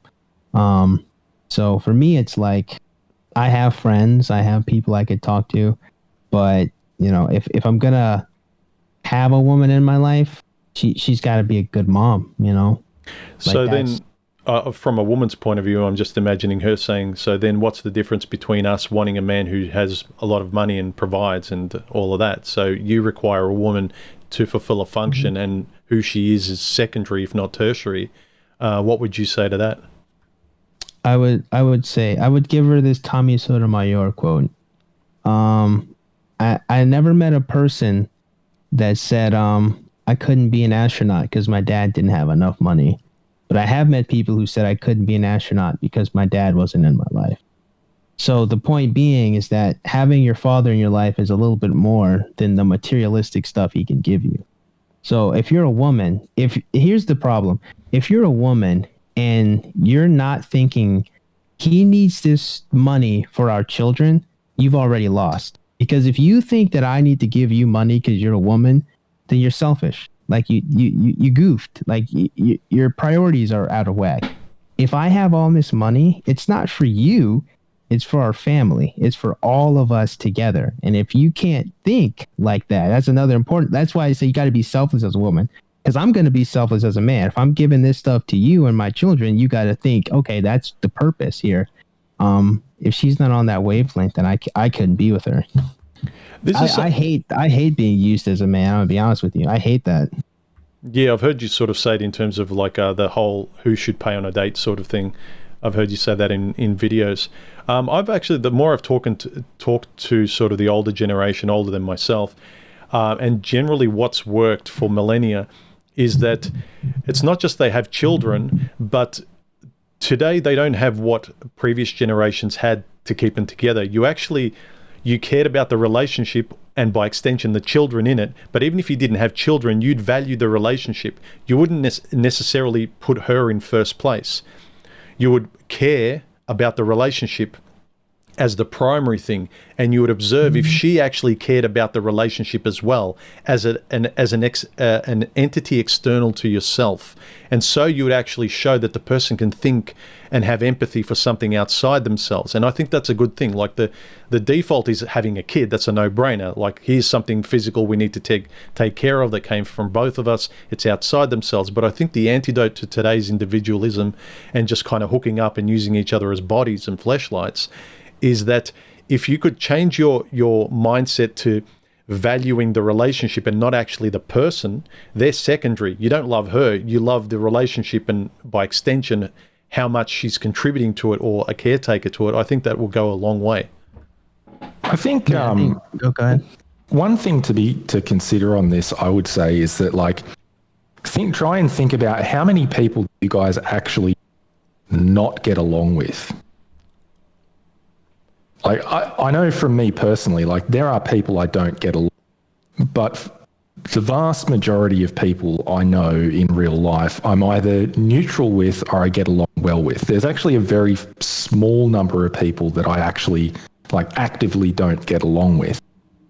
And I would say whether we're talking about a relationship or we're talking about starting a business, I wouldn't say that that necessarily means you should go all in with just anyone. But I think this idea of I have to, like, there's some special 1 in a billion soulmate out there. Like, I'm not going to be able to settle down and start a family or start a business or whatever until I find this exact right person. I think that's like, I think it's a flawed mentality. Like, if you do want a family or something, and that's why I would agree with Bass that it's probably like, how amazing the person is probably secondary, because you could start a business or start a family with pretty much almost anyone. I mean, like I said, I wouldn't recommend having no standards, but I think having like stupidly unrealistic standards where you're waiting for, Christian Grey to come along.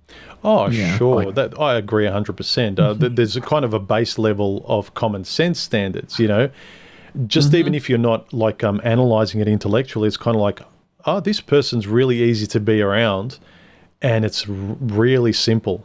Like they never stress me out. No longer, like I've known them for a long time. Like you don't need to intellectually analyze it, just organically. It's just easy to be around the person. So at least whether it's business or whatever, getting to know the person's character and trusting their character, I think is just a low level baseline. Like you said, you wouldn't pick anybody. I know it's not maybe the top priority if you want to have a family, say like Bass, but it does actually, it's a very essential component, even if it's not the top component. And at the same time, the entire rhetoric of the entire manosphere is kind of geared towards being selfish. I mean, it's not just the women that are being selfish. Look at any manosphere channel. It's go your own way, make money, and use the people around you, and that's it. Yeah, that's one thing I dislike. But I'm starting to dislike that about Hamza's channel a lot too. I might start criticizing him a little bit more often. But because I do feel like there's a lot of like focus on materialism, on like getting and acquiring all this different stuff, but the measuring stick is still women too as well. That's another thing that just irks the hell out of me. Is the measuring stick of being a man is still you're only an alpha because lots of women want you. If you really look at it, it all comes down to, well, that's what women want, so that's what I gotta be. Well, here's the difference. Not a pursuit of your own right. Go ahead.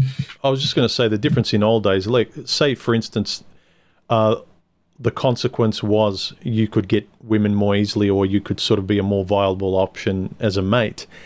The difference today, I think, is that a lot of the ways men are being mentored to be superficially masculine, like with, start a business, looks max, all this kind of bullshit, is that the men around you don't respect you. You may get women, but you're not actually respected amongst men. You're kind of acting more like women. Whereas back then, even if you did sort of build yourself and acquire stuff and do things in life, it was kind of, even if it was immediate self-interest, it would generate something to the point where men would actually admire. It's like, oh, fuck, I don't get what he did, but that's pretty admirable, the discipline or the sort of his esoteric way of just diving into it sort of got him what he got. And I can see why he stands out. But now it's just like you just do it for women, and there's no substance to it. There's no kind of pride. There's no honor. There's no other men respect you. You can clearly see you're doing all this for women, because if you just say to a person, start a business, why? Like, you're not even asking me what I'm interested in. You don't care who I am. It's like, just start a business. Looks max. Like, obviously all of it is peacocking. Like, there's no actual individual substance in it. And I think that's the difference. In at least days gone by, a man would respect how you're driven, and the consequence might be women like you. But now it's just, you're just doing everything for women and trying to mask it in pseudo-masculinity. You know, it's always been like that, though. Accomplished men didn't get women unless they were very attractive accomplished men. But the cads always got the women, and the cad in the old days was the equivalent of the PUA guy, the looks max guy. Yeah. I think that word cad is dropped out of use. Mm-hmm. I would say. That's not the only type of selfishness that exists. It's not just about the material gain and everything else. Even arguably, even if you just sit at home and engage in your own video games and don't do anything for anyone around you, that's still a way of living selfishly. You're still not doing anything for anyone around you. That's a good point. But I think one thing people have pointed out to me that I'm wrestling to find a good response to is where is the incentive? And I know where the incentive should be. It should be a good woman, but like, where are you supposed to find them? You know, and that's not really something I can control. It's something that I see a lot of it. I remember I had a quote debate with Undead Chronic, and I see a lot of these young men who again say there's just no incentive to have a society or to have these relationships, and I know they're right. So it kind of breaks my heart because I'm really wrestling with like trying to figure out a way to get them to see there is value in your own life. You know, even if you don't immediately get to the woman or the family, like having a good society still does benefit you as the singular male. Considering one, you don't grow your own food, right? Well, I don't know if you guys do, but most people don't grow their own food. You know, you still need some farmer somewhere, and you still need some trucker somewhere, and you still need some store. So having a connected weave of like society still benefits you, even if you're not like in the micro level having a good relationship. I don't agree with that. I don't agree with that at all. I don't think that people that say where's the incentive are truly incentivized to have the things that they're talking about. The people that truly want a family, they're going to get a family regardless of any type of vitriol that they may have in their life, and they're going to do everything it takes to work. The people that don't really want that and they want smooth sailing for whatever reason and they don't really want to get something, they'll just say, well, you know what, it's just sour grapes, it's not worth it, then fuck it. Yeah, I don't know if I'd agree with that. I think because I think, and I know we've had this debate before, Khaoru, but I mean, it ultimately does come down to the fact that, I mean, yeah, what you're saying is true as long as you drop it to zero standards. Like, I suppose any guy can marry up a woman and start a family. The question is, does he want to start a family with a woman who's slept with 100 dudes before he met her? Yeah, but I'm not trying to take it to the extreme. I mean, sure, you can go for the lowest denominator. Well, I mean, I'm not saying... This is the problem, though. The extreme, last generation's extreme is now this generation's norm. I told you guys about this story a month and a half ago. I was out with friends and I was talking to a female friend of mine, and like she asked me, she was like, "Oh, what do you want in a woman? Like, what are your criteria?" And like, I listed off a few things, and one of the things I said was, like, the cutoff for me would be like, and I went high. I went high on this. I was like, if she's had 10 or more previous partners, that's a deal breaker for me. And she was shocked, and she's relatively conservative. She was shocked, and that's unrealistic. You're never going to meet a girl if you have those kind of standards. I still think 10's pretty liberal.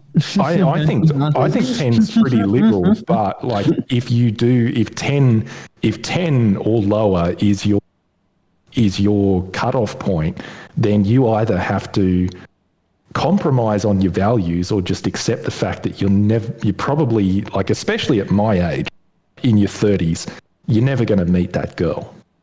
Yeah, but here's the way. But you know what? You're going to have damn ugly kids. Maybe. Yeah, but here's the way I look at it, Colttaine. Because, yeah, you can use that example, and I agree with it. But let's say that your driving force is to get married and to have a female. That's your ultimate, and to have kids, not a female. That's your ultimate goal. Now, first off, you're going to be honest about the state of everything that's going on around you, both in terms of the environment and what your particularities as an individual are. Now, if you're short as hell and the first thing you say, look, it's game over for me, I don't agree with that. You can get height increasing surgery if you want. It's going to be hard. It's going to be painful. But if that's what you really want, you're going to go through any necessary pain. Okay, you've done all that. You got the resources to have a family. You've got everything else. You got surgery 6-7 times because your face was deformed and whatever the hell. And now you're at an acceptable standard. You look around you and you reach the point where you say, okay, every woman around me has a higher body count than I'm comfortable with. Well, what can I do to make sure that that's not a problem? You can either go the PUA route and say, I'm going to grab the first 18-year-old that I see and I'm going to raise her and whatever. Or I can go to another country where it's better and I'm going to move over there because you know what, I really want a family and fuck the modern standards that I have in the country that I'm in now because it's more important for me to have kids, so I'm going to go to a more traditional place.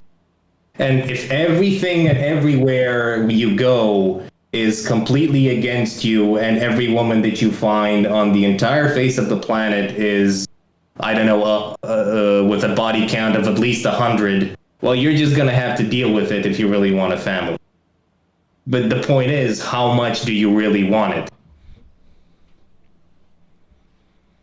Well, like I said, I mean, you're not necessarily wrong, but it's just the question is how much of your standards and your ideals are you prepared to compromise on to get this thing? For me personally, and I'm not it anymore, but if I wanted to start a family, I don't think I could bring myself to start a family with a woman who's had 10 or more partners. Don't forget also, like, I don't know, you guys might be different on this, but I've always had my standards for the mythical girl that I may end up with. But as soon as there's been a few times where I've met someone and she was great in all other ways, and then all of a sudden a certain deal breaker was lessened because on aggregate she had so many great qualities that perhaps my deal breaker was I didn't want to smoke her, or whether it was body count or whatever it might be. So sometimes you can. I think it's healthy to have these kind of deal breakers at a distance when you're judging the average women out there. But sometimes, and I'm not saying you should, if it's important to you, it's a deal breaker for a reason because it doesn't matter who's in front of you. But sometimes they can be flexible. I think in this case, the deal breaker is actually related to what you're looking for. So, for example, if I was running a bar and I needed to hire new bar staff and a whole bunch of people put in resumes, and one of them looked good in every other way except I knew for a fact that they were an alcoholic going to AA meetings, I don't care how good the rest of their resume looks. That is a fundamental deal breaker for hiring them bar staff because I just fundamentally can't trust them around alcohol. And I would say that this is the same thing when it comes to body count, where if you want to start a family, this is about intimacy and relationship and reproduction. I don't think you can reasonably overlook that issue, effectively try and start a family with a sex. It's the same thing, in my opinion. It's the same, that would be a fundamental contradiction for what you're actually looking for. Oh, look, I don't disagree with you. I think in terms of that as a principle, it does really tie into, if you really want a family, that is just a very good principled approach. I'm not saying that. I was just kind of commenting on some of these deal breakers we have when we're not in it. From a distance, we can be very stoic about it, but then we kind of realize when we're faced with it, what really matters and what we're really flexible. But I agree, when it comes to that, the analogy you gave, if you're hiring people, even though it's one thing, it's a major thing that sort of affects the whole relationship and especially what you want out of it. Yeah, and as Khaoru said, if you really want it that bad, I mean, you can like making a baby's not hard. Like, you know. Yeah, but then you got to raise the baby. Well, and Go ahead. Oh, well, I was just going to say, like, I mean, even on that, you know, raising children. I mean, I had a conversation with my old man about a month ago where he's like, oh, you know, it's so expensive and it's so hard to raise a kid these days. And it's, well, you know, my grandfather, so my dad's dad, he was the youngest of 14 kids. Oh, wow. Born during the Great Depression in the slums of Sydney. So, I mean, you can always, like, start a family, but it's just, yeah, I mean, when it comes to, like, choosing a partner, yeah, I mean, goats and rabbits reproduce. It's not hard, but, you know, if you're going to be, like, if you are actually going to put some effort into choosing the right partner, I guess, yeah, it does come down to how much are you willing to compromise on?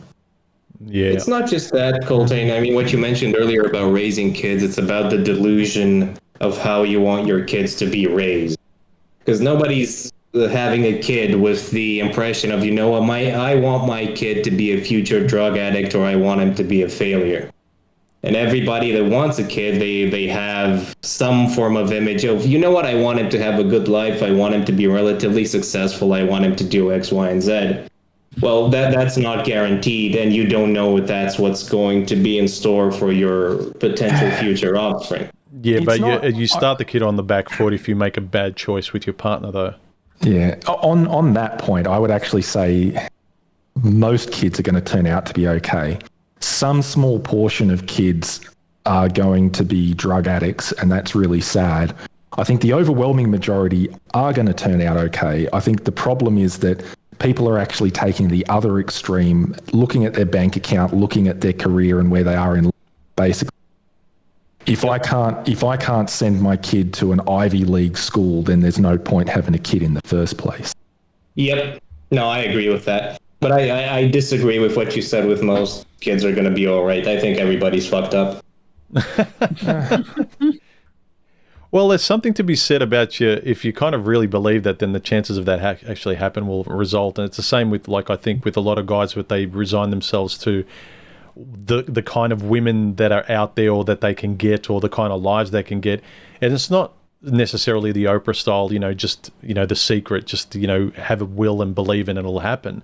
But I think I think it was Confucius, like the man who thinks he can and the man who thinks he can't are both right. Mm. You don't agree?